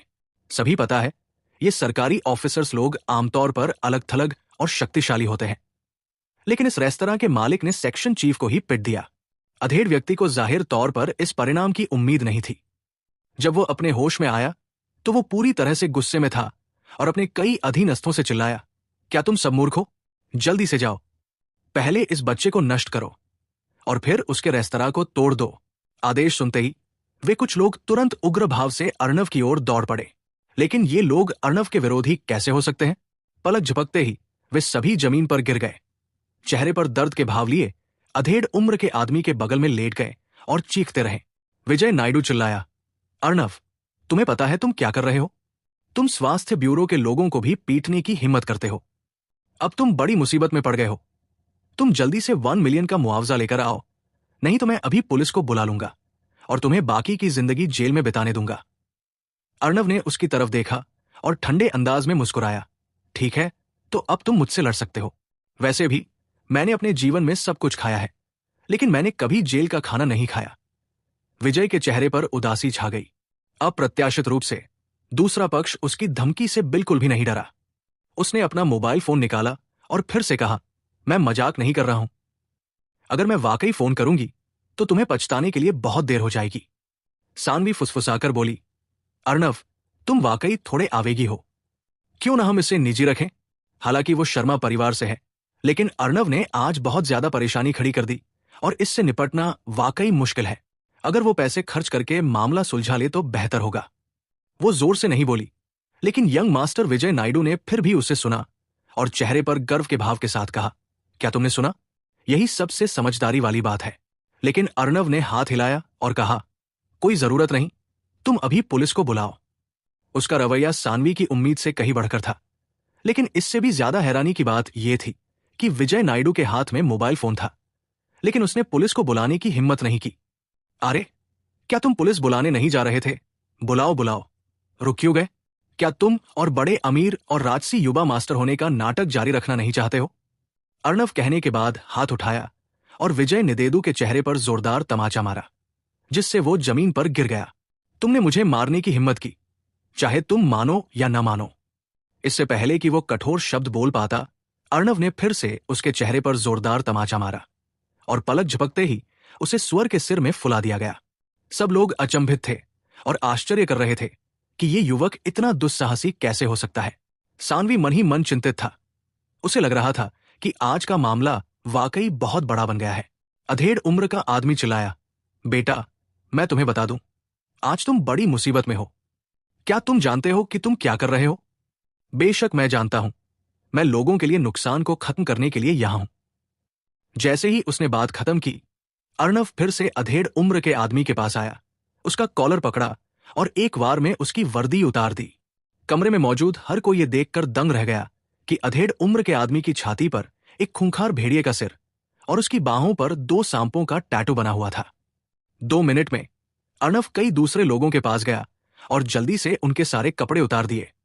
शर्म को छिपाने के लिए सिर्फ एक जोड़ी शॉर्ट्स छोड़ दिया और हर कोई यह देखकर हैरान रह गया कि इन सभी लोगों के शरीर पर अलग अलग टैटू थे। बिना किसी अपवाद के कुछ के शरीर पर भेड़िए का सिर था, कुछ के शरीर पर बाघ का और एक मोटे आदमी के शरीर पर तो भालू का एक अजीबोगरीब टैटू भी था।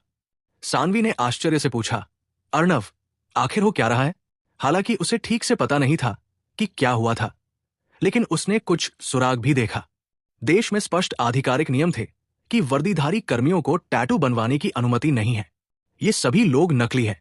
वे स्वास्थ्य ब्यूरो के निरीक्षण विभाग से बिल्कुल भी नहीं है, बल्कि जनता के बीच से फर्जी लोग हैं।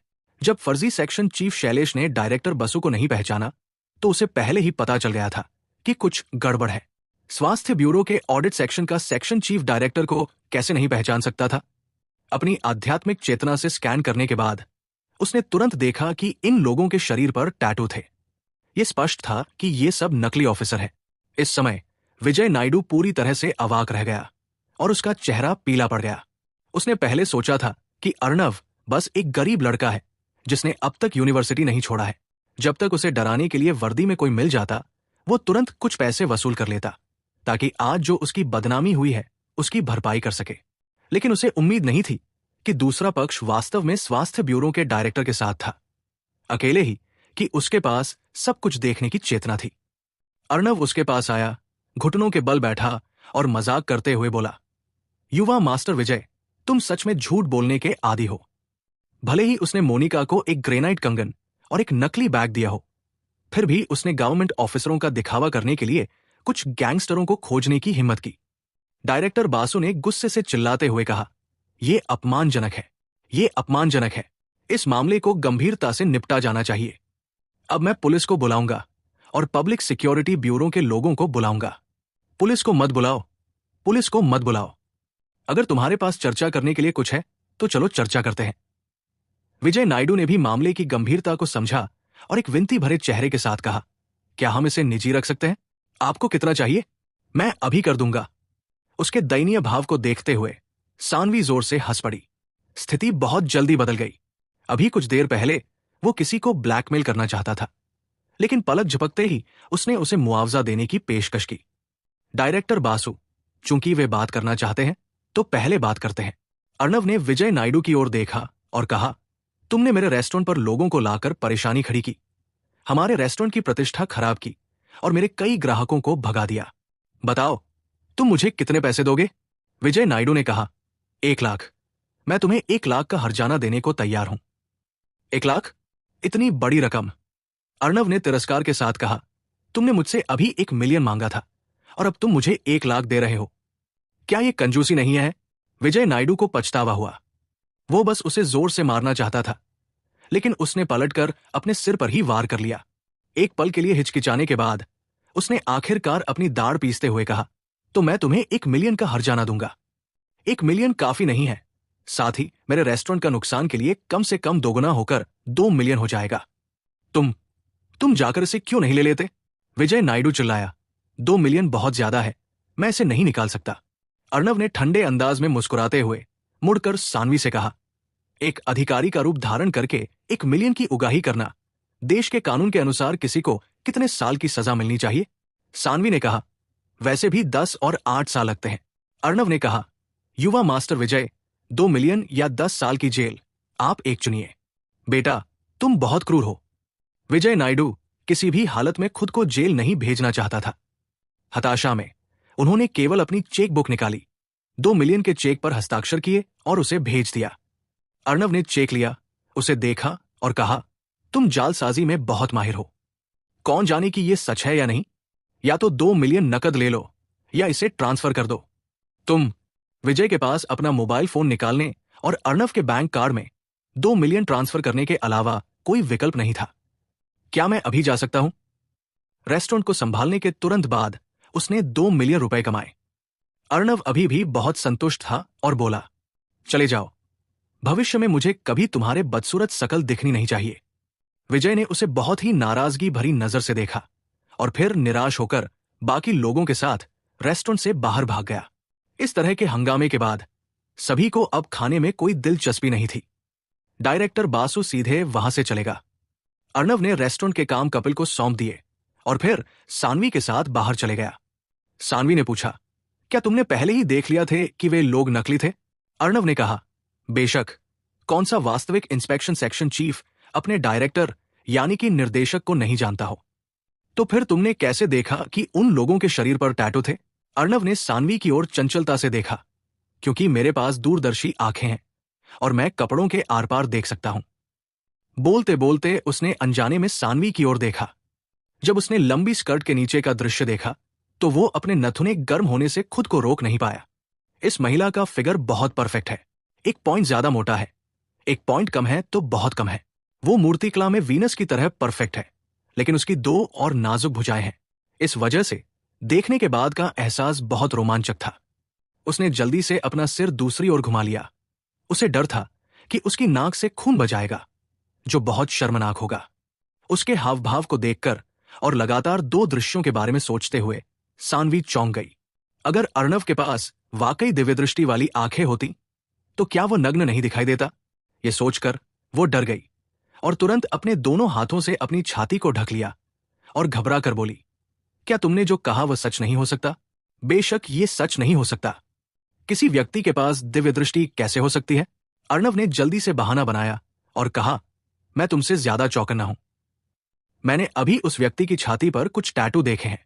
उसकी बात सुनकर सानवी को लगा कि यह उचित है और वह राहत की सांस लेने से खुद को रोक नहीं पाई और बोली, बस इतना ही। इसने मुझे वाकई मौत के मुंह में डाल दिया। अर्णव ने चुपके से अपनी छाती पर बने अद्भुत नजारे को फिर से देखा और अचानक उसे लगा कि उसका चेहरा लाल हो गया है और उसका दिल धड़कने लगा है। यह नजारा उसके लिए बहुत उत्तेजक था, इसलिए उसने जल्दी से नजरें दूसरी ओर कर ली। उसकी शक्ल देखकर सानवी असंतुष्ट होकर बोली, तुम मेरी तरफ क्यों नहीं देख रहे हो? क्या मैं बदसूरत हूं? अर्णव ने मन ही मन शिकायत की। औरतें वाकई अजीब प्राणी हैं। वे उन्हें देख भी नहीं सकती और वे उन्हें देखे बिना रह भी नहीं सकती। सौभाग्य से दोनों जल्दी ही पार्किंग स्थल पर पहुंच गए। सानवी कार में बैठकर चली गई और अर्णव भी अपने किराए के होटल में वापस आ गया। तुलनात्मक रूप से होटल की स्थिति छात्रावास की तुलना में बहुत बेहतर थी। सबसे महत्वपूर्ण बात यह है कि यह शांत है, इसलिए आपको अभ्यास करते समय परेशान होने की चिंता नहीं करनी पड़ती है। अगली सुबह वो तरोताजा होकर होटल से निकला और अपनी मां के नाश्ते के स्टॉल की ओर भागा। मां गायत्री के खाना पकाने का हुनर बहुत अच्छा है। इतनी सारी जगहों पर नाश्ता करने के बाद कोई भी उसकी मां द्वारा बनाए गए देसी ब्रेड सैंडविच और चटनी की तुलना नहीं कर सकता। अर्णव ने खाना नहीं खाया था, इसलिए वो वहां जाकर अपनी मां द्वारा बनाए गए नाश्ते का आनंद लेना चाहता था और अपनी मां की मदद करना चाहता था। मां गायत्री द्वारा संचालित ब्रेड सैंडविच नाश्ते का स्टॉल यहां से कुछ दूरी पर दूसरे जिला चूरू जिला की एक शहरी गांव में है। दोस्तों, मैं आपको बता दूंगा, ये अब तक बताई गई सभी स्थान राजगढ़ सिटी, चूरू जिला सब कुछ राजस्थान स्टेट में ही है। कहानी का वर्तमान समय में राजस्थान, जो पाकिस्तान के करीब, जो कि छोटे छोटे कई देश के साथ मिलकर कंट्री में बन गया है, उसके पास ही है। और इसका नाम नहीं बदला है, लेकिन कई स्थानों के स्ट्रक्चर और उस समय भी नाम बदल गया था। जैसे कि बीकानेर, हनुमानगढ़, शीनगढ़ मिलकर राजगढ़ डिस्ट्रिक्ट बन गया है, जिसका प्रमुख सिटी का नाम राजगढ़ सिटी ही है। लेकिन कुछ ऐसे डिस्ट्रिक्ट है जैसे कि नागपुर, चूरू डिस्ट्रिक्ट, उनका नाम बिल्कुल भी चेंज नहीं हुआ। कहानी में आते हैं। मां गायत्री को 3 साल पहले उसकी भाइयों ने घर से भगा दिया था। भगा देने के बाद वो अकेले राजगढ़ शहर में आ गया। 10 वर्ग मीटर से ज्यादा का एक छोटा सा घर किराए पर लिया और नाश्ता स्टॉल चलाया। उसने 2 भाई बहनों की पढ़ाई के लिए, पैसे कमाने के लिए कड़ी मेहनत की। बहन निमिषा वर्मा अर्णव से 1 साल छोटी है और जयपुर शहर में कॉलेज में पढ़ रही है। गरीबों के बच्चे लंबे समय से थोड़ा बड़े होने के बाद अपने परिवार की जिम्मेदारी संभालते आए हैं। भले ही वे गर्मी की छुट्टियों में था, लेकिन निमिषा अभी भी बाहर काम कर रही थी और पढ़ाई कर रही थी और वापस नहीं आई। मां गायत्री की सालों से उसके प्रति दयालुता के बारे में सोचकर अर्णव भावुक हो गया।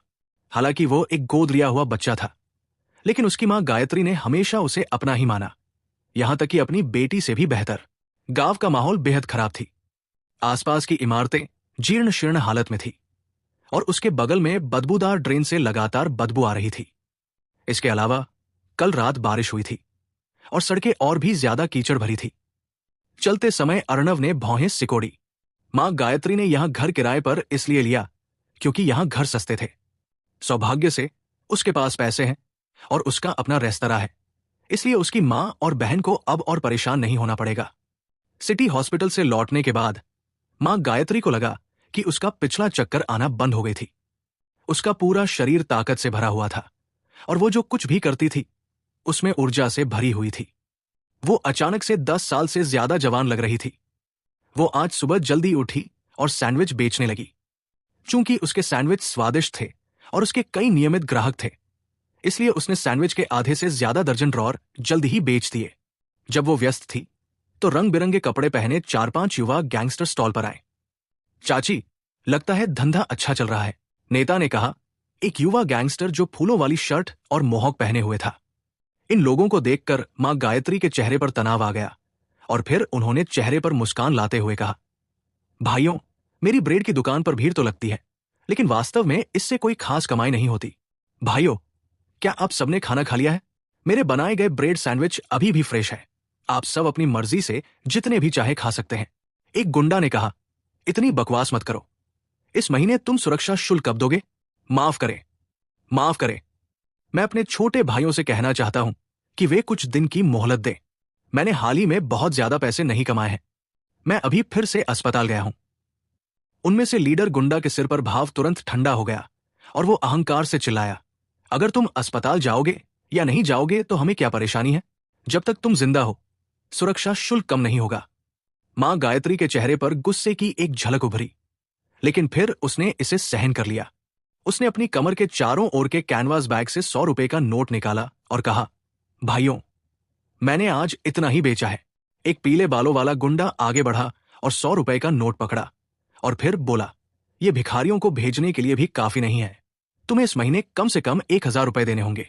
मां गायत्री ने विनती भरे चेहरे के साथ कहा, मैं नाश्ता बेचकर महीने में सिर्फ 2-3 हजार रुपए कमाती हूं। मुझे अभी भी परिवार का खाने पीने का ध्यान रखना है और अपने बच्चों के कॉलेज की खर्चा भी देखना है। भाइयों, मेरे पास इतना पैसा कैसे हो सकता है? युवा और हटाकटा लीडर ने चिल्लाया, क्या तुम पागल हो गए हो? क्या तुम्हें नहीं पता कि क्या जरूरी है? ये पैसा बॉस चिरकुट के पास जाता है। क्या ये ज्यादा जरूरी है कि तुम्हारे बच्चे पढ़ने जाएं या बॉस चिरकुट का भयंकर गुस्सा तुम सबके ऊपर ना पड़े? गुस्से में पीले बालों वाले गुंडे ने अपना पैर उठाया और अपने बगल में रखे ट्रे पर लात मारी, जिससे सभी सैंडविच जमीन पर गिर गए। अगर तुम हमें वटी नहीं दे सकते तो तुम क्या बेचोगे? आगे और दुकान खुलने के बारे में भूल जाओ। इन छोटे छोटे गुंडों को इतना लूटपाट करते देखकर आसपास के स्टॉल वाले बहुत नाराज हुए, लेकिन वे जानते थे कि ये लोग चूरू जिले के इस प्रांत में बड़े गुंडों के नेता बॉस चिरकुट के अधीनस्थ थे और वे उन्हें भड़काने का जोखिम नहीं उठा सकते थे। वे गुस्से में बोलने की हिम्मत नहीं कर पाए। इस समय अंकल बेनू, जो उसके बगल में गहरे तले हुए आटे की छड़ियां और बड़े फल बेच रहे थे, ने कहा, भाइयों, एक महिला के लिए घर पर 2 बच्चों का पालन पोषण करना आसान नहीं है। क्या आप उन्हें कुछ और दिन की मोहलत दे सकते हैं? हाँ, क्यों? उसने जो बच्चे पाले हैं वे मेरे पैदा हुए नहीं हैं, इसलिए वे सब कैसे खाएंगे और जिएंगे इसका मुझसे कोई लेना देना नहीं है। हटा कटा लीडर ने घमंड से चिल्लाया, अगर तुम दूसरों के खुद के कमबख्त व्यवसाय में हस्तक्षेप करना जारी रखते हो तो मैं तुम्हारी तली हुई आटे की छड़ियां फर्श पर गिरा दूंगा। इन सब का ये हर दिन का शब्द था। वे सब किसी की उम्रों, लिंग और आय को नहीं देखते थे। लूटपाट के समय उन सब का जवान बहुत तीखा रहता था। अंकल बेणु ने आह भरी और कुछ नहीं कहा। हालांकि उसे मां गायत्री से सहानुभूति थी, लेकिन वो वास्तव में इन लोगों को नाराज नहीं कर सकता था। लीडर ने सानू नामक गुंडे से कहा, उसका बैग ले आओ और देखो कि क्या कोई पैसा बचा है। सानू सहमत हो गया और मां गायत्री के पास आया। मां गायत्री की कमर पर लटके कैनवास बैग को पकड़ने के लिए आगे बढ़ा। मां गायत्री के हाव भाव में काफी बदलाव आया। अर्णव द्वारा दिए गए 20,000 रुपए उसके बैग में थे। उसने बैग की रक्षा के लिए जल्दी से अपनी बाहें फैला दी। तुम क्या कर रहे हो?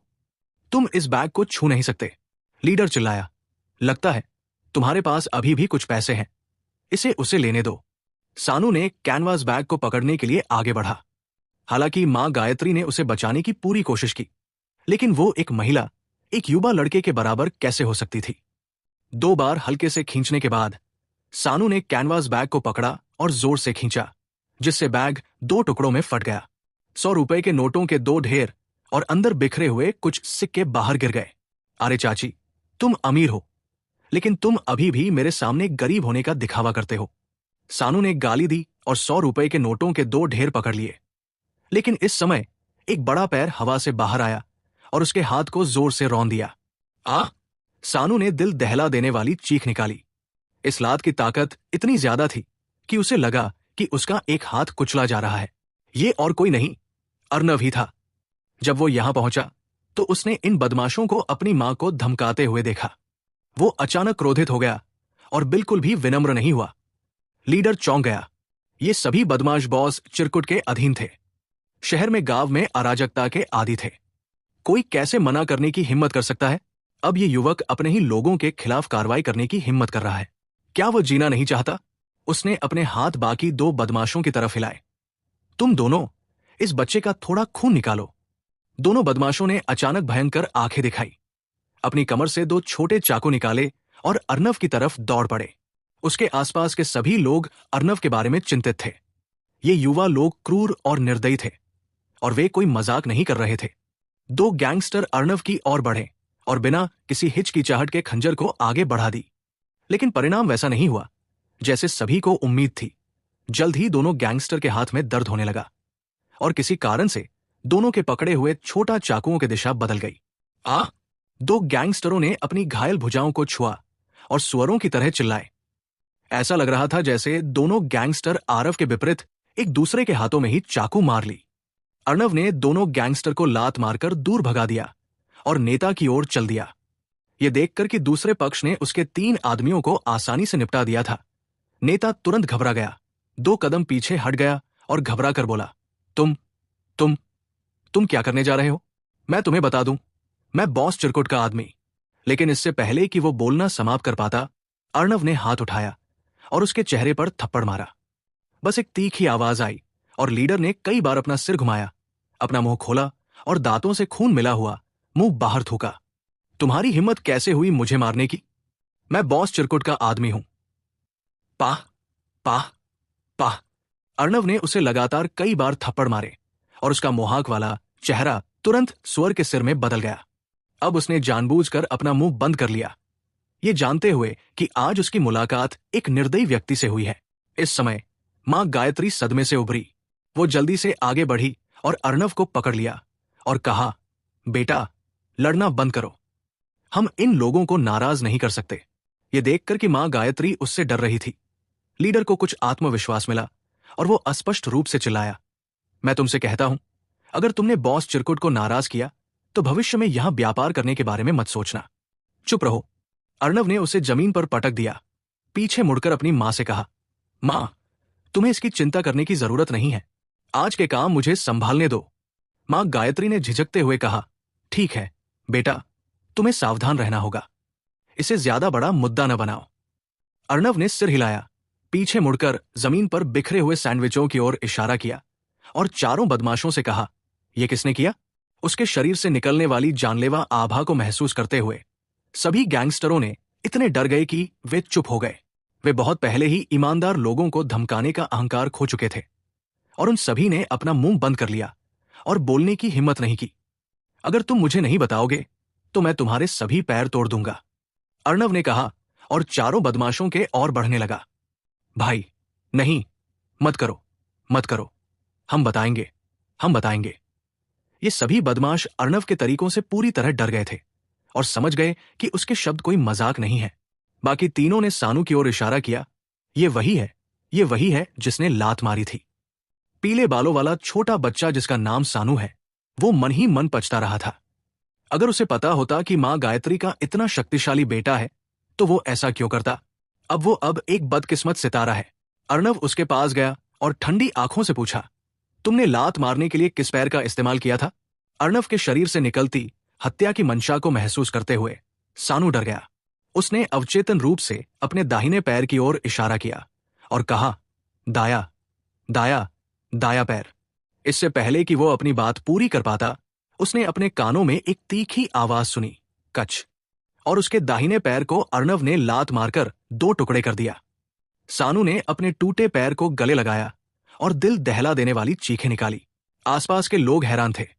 कुछ लोग अर्णव को जानते थे और कुछ नहीं, लेकिन उन्हें उम्मीद नहीं थी कि वो इतना क्रूर होगा। अर्णव का व्यक्तित्व मूल रूप से अपेक्षाकृत शांत होता था और वो आमतौर पर गुस्सा नहीं करता, लेकिन उसकी मां, जिसने उसे पालने के लिए कड़ी मेहनत की है, उसको परेशान करने वालों की, और वो कभी भी दयालु नहीं रहा, चाहे वो बुरी तरह से पिट जाए। बेशक ये पीटना पहले की बात है, अब उसे धमकाने की हिम्मत कौन करता है? इसके अलावा ये छोटे मोटे गुंडे आमतौर पर यहां हावी रहते हैं। अच्छे लोगों को धमकाते हैं, सुरक्षा शुल्क लेते हैं, पुरुषों को धमकाते हैं और महिलाओं पर हावी होते हैं। यही वो सजा है जिसके वे हकदार हैं। आखिरकार अर्णव को एहसास हुआ कि वो कितना निर्दयी था। उनके जैसे लोग जो खिलवाड़ करने के लिए बाहर आते हैं, उनके लिए उनका चेहरा स्वाभाविक रूप से उनके जीवन से ज्यादा महत्वपूर्ण नहीं है। उन्होंने जल्दी से कहा, भाई, हम गलत थे, हम चारों अंधे थे, कृपया इस बार हमें जाने दो, मैं तुम्हें जाने दे सकता हूं। अर्णव ने जमीन पर बिखरे हुए सैंडविचों की ओर इशारा करते हुए कहा, ये सारे सैंडविच खा लो। ये लीडर थोड़ा हिचकिचाया। ये सैंडविच सभी जमीन पर गिर गए थे और धूल से लथपथ थे। उनमें से कुछ तो पास की ड्रेन में भी गिर गए थे। कोई इतनी गंदी चीजें कैसे खा सकता है? तुम लोग खाना नहीं चाहते, है ना? जब तुमने खाना बर्बाद किया तब तुम क्या सोच रहे थे? अर्णव ने ठंडी आंखों से चारों लोगों को देखा। या तो तुम गिरे हुए सैंडविच खा लो, या मैं तुम चारों को नष्ट कर दूं। तुम लोग चुन सकते हो। मैं खाऊंगा। भाई, प्लीज कुछ मत करना, मैं खा लूंगा। लीडर को पता था कि युवक ने जो कहा वो मजाक नहीं था, इसलिए उसने हाथ बढ़ाकर एक सैंडविच लिया और उसे अपने मुंह में ठूंस लिया। दूसरे बदमाशों ने संकोच करने की हिम्मत नहीं की।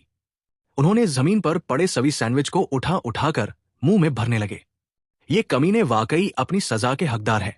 हम आमतौर पर उनके द्वारा तंग किए जाते हैं, लेकिन इस युवक ने हमें अच्छा महसूस कराया है। ये जानवर हमेशा दूसरों की दुकानों पर लात मारते रहते हैं। आज बदला लिया गया है। चारों बदमाशों का ये हाल देखकर दर्शकों में कोई हमदर्दी नहीं थी। इसके विपरीत वे सभी दिल की गहराइयों से खुशी महसूस कर रहे थे। मां गायत्री के देसी और सस्ता सैंडविच बड़े स्वादिष्ट और असली थे। इन बदमाशों में से प्रत्येक ने 4 या 5 खा लिए, लेकिन आगे और नहीं खा सके। बची हुई 20 सैंडविच को देखकर लीडर ने मुंह बिचकाते हुए कहा, भाई, हम वाकई और नहीं खा सकते। क्या हम उन्हें वापस ले जा सकते हैं और बाद में भूख लगने पर खा सकते हैं? अर्णव ने कहा, तुम्हें उन सभी को खत्म करना होगा। अगर एक भी बचेगा तो तुम सभी का एक टांग तोड़ दिया जाएगा। 2 बचेगा तो 2 टांग। इस प्रकार आगे और भी पसलियां टूटेंगे। क्या? चारों गुंडे अवाक रह गए, लेकिन उन्होंने आगे और शब्द जोड़ने की हिम्मत नहीं की। वे बस अपने सामने रखी सैंडविच को निगलते रहे। 10 मिनट बाद इन चारों लोगों के पेट फूल गए और फर्श पर गिरे सैंडविच में से कोई भी नहीं बचा। अनुमान है कि अब से वे इस प्रकार की देसी आइडिया से बनी सैंडविच हो या असली सैंडविच, जब भी देखेंगे तो उनके मन में एक मनोवैज्ञानिक छाया होगी और वे फिर कभी सैंडविच नहीं खाएंगे। भाई, क्या अब हम जा सकते हैं? लीडर ने इशारे इशारे में उंगली करके पूछा और उसने अपना मुंह खोलने की हिम्मत नहीं की, क्योंकि उसे डर था कि मुंह खोलने पर उसके पेट में मौजूद बंस बाहर निकल जाएंगे। उसने मन ही मन कसम खाई कि वो अपने जीवन में फिर कभी सैंडविच नहीं खाएगा। अर्णव ने कहा, जाना है तो पहले सैंडविच के पैसे चुकाओ। कोई बिना पैसे चुकाए सैंडविच कैसे खा सकता है? लीडर ने जेब से 200 का नोट निकाला और कहा, भाई ये रखो, क्या ये काफी है? अर्णव ने ठंडे स्वर में कहा, काफी नहीं है, 200 रुपए सिर्फ एक पीस के लिए ही है। इस हिसाब से कितना देना होगा, हिसाब लगाओ। एक गैंगस्टर जो मुंह खोल सकता था, उसने चिल्लाया, क्या ये बहुत महंगा है? क्या आम तौर पर एक सैंडविच 1 रुपए की नहीं होता है? अर्णव ने कहा, तुम सबके लिए। मेरी मां के स्नैक्स की कीमत इस कीमत पर है। क्या कोई समस्या है? कोई बात नहीं, कोई बात नहीं। नेता अपने सामने मौजूद बुरे सितारे से इतना डर गया कि उसने जल्दी से चारों लोगों की जेबों में पड़े सारे नोट निकाल लिए, जिनकी कीमत करीब 4-5 हजार रुपए थी। भाई, हमारे पास तो इतने ही बचे हैं, क्या तुम हमें जाने दे सकते हो? पहले तो अर्णव को बहुत संतुष्टि नहीं हुई, लेकिन फिर मां गायत्री ने आगे बढ़कर कहा, बेटा उन्हें जाने दो। अपनी मां की खातिर मैं तुम सबको हल्के में जाने दे रहा हूं, लेकिन याद रखना, भविष्य में तुम्हें यहां सुरक्षा राशि हड़पने की अनुमति नहीं है, वरना मैं तुम्हें जब भी देखूंगा पीटूंगा। याद रखो, हमें याद रहेगा। जैसे कि उन्हें माफी मिल गई हो। कई गैंगस्टर तुरंत जमीन से उठे और घबराकर गांव से शहर की ओर भाग निकले।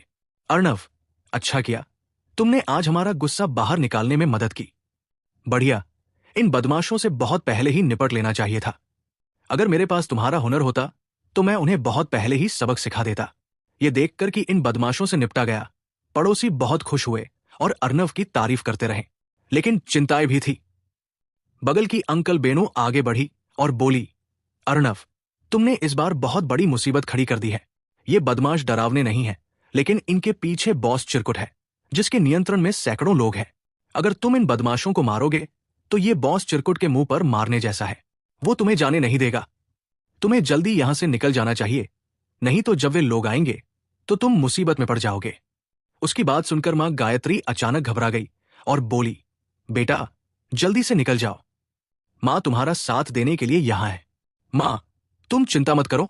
अर्णव जोर से हंसा, अब से तुम्हारा बेटा ही सब कुछ संभालेगा। चिंता मत करो, वे बस कुछ बदमाश है, कुछ खास नहीं। अंकल बेनू ने चिंतित होकर कहा, अर्णव बेटा, अंकल बेनू देख सकता है कि तुम लड़ने में काफी सक्षम हो। तुम एक को हरा सकते हो, तुम 5-10 को भी हरा सकते हो, लेकिन क्या तुम 50-100 लोगों को हरा सकते हो? बॉस चिरकुट के पास 100 से ज्यादा गुंडे हैं और उनमें से हर एक निर्दयी है। इस बेनू की सलाह मानो और जितनी जल्दी हो सके यहां से निकल जाओ। अर्णव भी जानता था कि इस अंकल का इरादा अच्छा था, इसलिए उसने और कुछ नहीं बताया और मुस्कुराते हुए कहा, चिंता मत करो अंकल, न केवल मैं आज जा रहा हूं, बल्कि मेरी मां भी यहां से जा रही है। उसने मां गायत्री की ओर मुड़कर कहा, मां मेरे साथ चलो। बेटा, हम कहां जा रहे हैं? मुझे पता है अब यहां हमारे लिए खतरा है, लेकिन छोड़ो, तुम अकेले ही चले जाओ, जबकि मां यहां उनकी सामना करने के लिए रहेगी। ऐसा नहीं है कि वे सब किसी को दिन दहाड़े जीवन से मारने की हिम्मत करेंगे, बस गुस्सा निकाले के लिए तोड़ फोड़ करेंगे, और ज्यादा से ज्यादा। मां, तुम ज्यादा मत सोचो। मां गायत्री की बातें पूरी हो पता उससे पहले अर्णव उसे बीच में टोकते हुए कहा, मां तुम्हारा बेटा अब बड़ा हो चुका है, तुम्हारे ऊपर एक सिंगल खरोच उन बदमाशों के लिए भारी पड़ेगा। तुम चिंता मत करो, अपने बेटे को यह संभालने दो, ठीक है? मां, जाओ पैकिंग करो, फिर निकलेंगे। बेटा समझो, तुम्हारी मां एक औरत है और वे मेरा कुछ नहीं कर सकते, लेकिन तुम 1 मिनट भी और रहोगे तो। मां गायत्री के विचार में उनके बेटे ने बॉस चिरकुट को नाराज कर दिया था और वो कुछ समय के लिए बाहर जाकर छिपना चाहता था। अर्णव ने कहा, मां, हम छिपने नहीं जा रहे हैं, आप यहां फिर कभी नहीं आएंगी। मां गायत्री ने आश्चर्य से कहा, फिर कभी नहीं आएंगे? लेकिन यहां अभी भी 1 साल का किराया बाकी है। चिंता मत करो, बस ये घर अंकल बेनू को दे दो। अर्णव के पास अब किराए के हजारों रुपयों की कमी नहीं थी। इसके अलावा अंकल बेनू ने इन सालों में मां गायत्री की बहुत मदद की है, इसलिए उसने अपने पास जमा किए गए कुछ हजारों रुपयों को उसके हाथ में सौंप दिया। उन गुंडों ने सालों से हमारे पड़ोसियों को परेशान किया है, आप पैसे सभी के साथ बांट सकते हैं। इसे मुआवजे की एक छोटी राशि माना जा सकता है। अंकल बेनू ने कहा, अर्णव, ये वो पैसे हैं जो आपको मिले हैं, हम इसे नहीं ले सकते। ये घर भी है, मैं आपको किराए के पैसे दे दूं तो अच्छा रहेगा। नहीं अंकल बेनू, बस इसे ले लो। अर्णव ने अंकल बेनू को पैसों का ढेर और घर की चाबी दी, फिर मां गायत्री की ओर मुड़ा और कहा, मां, चलो। मां गायत्री ने कहा, तुम इतनी जल्दबाजी कैसे कर सकते हो? क्या तुम भूल गए जैसे कि तुमने कहा अभी भी पैकिंग करना बाकी है? अगर मैं चली भी जाऊं तो भी मुझे पहले कुछ कपड़े और सामान पैक करने तो दो। भूल जाओ मां, हमें जरूरत के सामान और कपड़े बाद में खरीद लेंगे। पैकिंग करने के लिए क्या है, हमें वो फटे पुराने कपड़े नहीं चाहिए। हम भविष्य में नए कपड़े खरीद लेंगे। अर्णव जानता था कि उसकी मां एक मितव्ययी जीवन जीती थी, लेकिन अब जब वो अमीर हो गया था तो उसे पहले की तरह कष्ट सहने नहीं देगा। नहीं, नहीं, फिर भी मुझे बहुत सारी चीजें अपने साथ ले जानी है। अभी तुम्हारी शादी नहीं हुई है, इसलिए अगर तुम्हारे पास पैसे भी हैं तो तुम उन्हें लापरवाही से खर्च नहीं कर सकते हो। मां गायत्री ये बर्दाश्त नहीं कर सकी, इसलिए उसने एक बड़ा बैग निकाला और अपना सामान पैक करने के लिए घर में चली गई। मां, बस थोड़ा कम ले लो और हम बाकी के लिए नया खरीद लेंगे। अर्णव के पास कोई विकल्प नहीं था। घर बहुत छोटा था और 2 लोगों के लिए अंदर जाना बहुत भीड़ भरा लग रहा था, इसलिए वो बाहर इंतजार करने लगा। थोड़ी देर बाद उसका सेल फोन बजा। जैसे ही कॉल कनेक्ट हुई, मिस जिया गुस्से से चिल्लाई, अर्णव, तुम कहाँ हो? मैं गांव में हूं। क्या कुछ गड़बड़ है? बेशक मुझे कुछ काम है, मुझे अपना लोकेशन भेजो और मैं जल्द ही तुम्हारे पास पहुंचता हूं। अच्छा। हालांकि उसे लगा कि ये छोटी लड़की उसके लिए परेशानी खड़ी करने आ सकती है, लेकिन अर्णव को इसकी परवाह नहीं थी और उसने अपना लोकेशन भेज दिया। जिया ने अभी अभी अपने हाथ में केस खत्म किया था। टीटू और दूसरों से निपटने के बाद उसे पता चला कि उसने दूसरों के लिए, यानी कि अर्णव के लिए ढाल बनी थी। यह पता चला कि वे लोग अर्णव के लिए परेशानी खड़ी करने आए थे। अगर कोई और होता तो वो कुछ नहीं कहती, लेकिन ये आदमी उसका तथाकथित दादाजी निकला, जिससे वो सबसे ज्यादा नफरत करती थी, जिसकी वजह से उसकी घर की जेट्टा कार की सत्यानाश हो गई। इससे वो किसी भी हालत में शांति से सांस नहीं ले पा रही थी, इसलिए जो भी काम थी उससे जल्दी जल्दी निपट लिया और अर्णव को खोजने लगा। वो अपनी स्पोर्ट्स कार को पूरी गति से गांव की ओर बढ़ा दी, लेकिन पाया कि यहां की सड़कें बहुत खराब थी और स्पोर्ट्स कार का चेसिस ड्राइव करने के लिए कंडीशन बहुत प्रतिकूल था। साले कमीने, तुम इतनी खराब जगह पर आए हो, तुम रुको। जिया ने गाली दी, कार को पार किया और अर्णव की ओर बढ़ने लगा। जिया जानती थी अर्णव उसकी परिवार के लिए महत्वपूर्ण बन गया था, वो भी आभारी थी, लेकिन पता नहीं क्यों उसके बारे में सोचते ही उसकी गुस्सा फूट पड़ता था। हो सकता है ये उसकी पढ़ाई के दौरान वेस्टर्न कंट्री की सोच के लिए हो, उसकी फर्स्ट इंप्रेशन भी हो सकता है, या अर्णव का उसे चिढ़ाना हो, या उस बीमारी के बारे में बताना हो। लेकिन एक पुलिस वाली की गुस्सा कोई छोटी मोटी गुस्सा नहीं थी। अर्णव ने दूर से छोटी लड़की को गुस्से से भरे चेहरे के साथ आते देखा और अपने दिल में खुश होने से खुद को रोक नहीं पाया। तुम मुझे साफ साफ बताओ कि कल क्या हुआ था? जिया उसके पास आई और उग्रता से बोली। अर्णव, हालांकि न तो अधीर था और नहीं अधीर, और प्रसन्नता से बोला, क्या हो रहा है? क्या मैंने अभी तुम्हारे दादा को नहीं बचाया और फिर तुम्हारे दादा के बराबर नहीं बन गया? अब मैं तुम्हारा एक दादा भी हूं। बकवास बंद करो, तुम जानते हो कि मैं उस बारे में बात नहीं कर रहा हूं। जिया ने दांत पीसते हुए कहा, मैं उन गैंगस्टर्स के साथ जो हुआ उसके बारे में बात कर रहा हूं। तुमने ऐसा कहा, हालांकि मैंने बाद में तुम्हें बचाने में मदद की, लेकिन मैं एक अच्छा नागरिक हूं और मुझे यही करना चाहिए। तुम्हें मुझे धन्यवाद देने की जरूरत नहीं है। तुम्हें धन्यवाद, तुम बड़े सिर वाले शैतान। जिया ने आज स्लिम फिटिंग लेदर जैकेट और लेदर ट्राउजर पहना था, जिससे उसका मोटा फिगर साफ दिख रहा था। उसकी मोटी छाती हिंसक रूप से ऊपर नीचे हो रही थी, जिससे वास्तव में अर्णव को शानदार महसूस हो रहा था। वे लोग स्पष्ट रूप से तुम्हारे लिए आए थे, लेकिन तुमने इस लड़की को ढाल बनाया। अर्णव ने मजाकिया चेहरे के साथ कहा, तुम मेरे ऊपर गलत आरोप लगा रहे हो। मैंने उस समय एक शब्द भी नहीं कहा। मैंने उन लोगों को तुम्हारी कार को तोड़ने नहीं दिया और मैंने तुम्हें मेरे लिए खड़े होने के लिए भी नहीं कहा। तुम ऐसा करने के लिए बंदरिया की तरह कूद पड़े। इसका मुझसे क्या लेना देना? तुम एक बदमाश हो। जिया जाहिर तौर पर गुस्से में थी, लेकिन उसके पास अपना गुस्सा निकालने के लिए कोई जगह नहीं थी। उसने कहा, मुझे परवाह नहीं है, अब मेरे साथ चलो और पुलिस स्टेशन जाकर मामले को स्पष्ट रूप से समझाओ। अब जब उसने अर्णव की मतलबी मुस्कान देखी तो वो गुस्से से भर गई और उसने इस लड़के को मुसीबत में डालने और कम से कम 24 घंटे के लिए जेल में बंद करने का फैसला किया। अर्णव ने कहा, तुम ऐसा नहीं कर सकते, मैंने कोई अपराध नहीं किया है।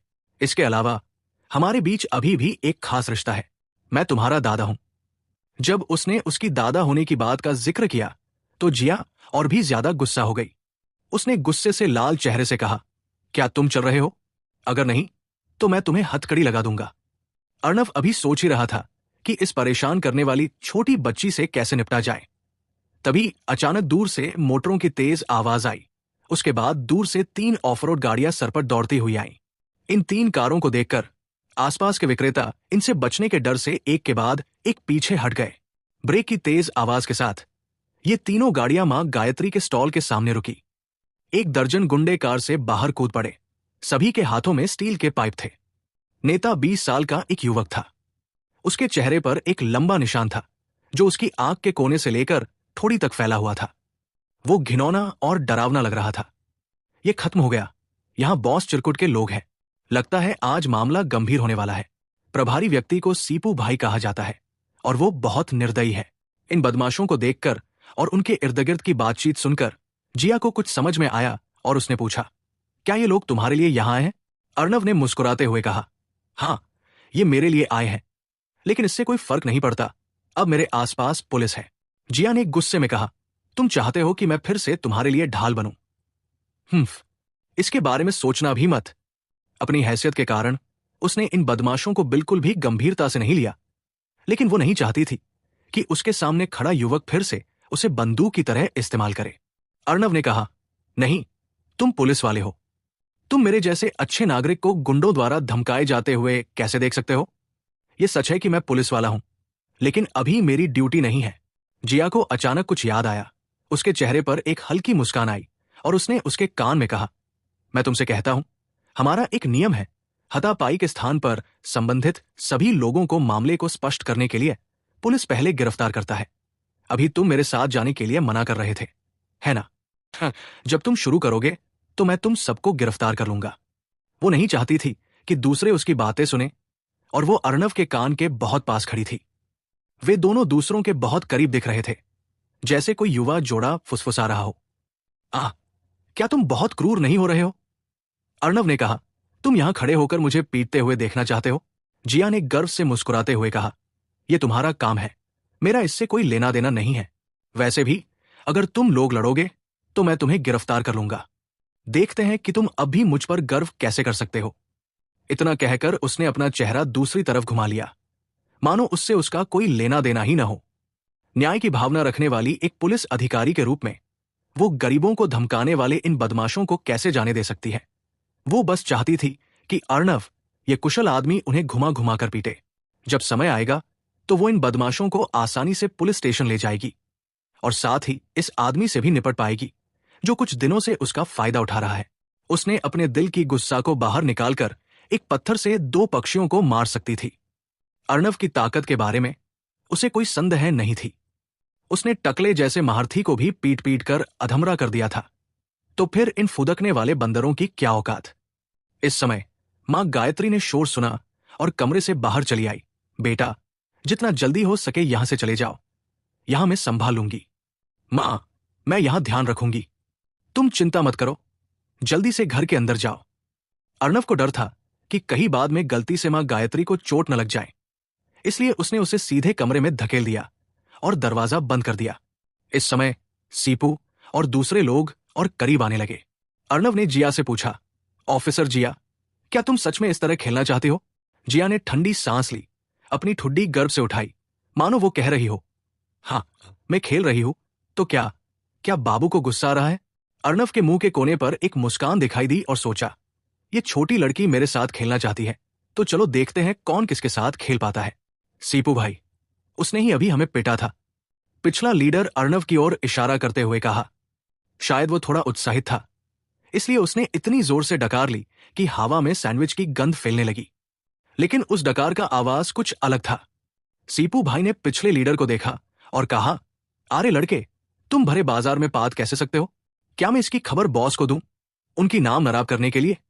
वह भाई, ये पाद नहीं था, ये बस चुप रहो, शर्मनाक लड़के, तुम्हारा मामला बाद में निपटा जाएगा। पिछला लीडर को बीच में टोकते हुए सीपू भाई ने डांटा। आसपास के लोग भी अजीब नजर से उसे घूर रहे थे, जिसे वो शर्मा गया। सीपू भाई ने स्टील की पाइप को अपने हाथ में थामा, 2 कदम आगे बढ़ा और अहंकार से चिल्लाया, लड़के, तुम बहुत हिम्मत वाले हो। तुमने वास्तव में बॉस चिरकुट की लोगों को छूने की हिम्मत की। क्या तुम जीना नहीं चाहते? अर्णव ने डर के भाव से कहा। भाई, मैं उस समय बहुत गलत था और मैं भविष्य में ऐसा करने की हिम्मत कभी नहीं करूंगा।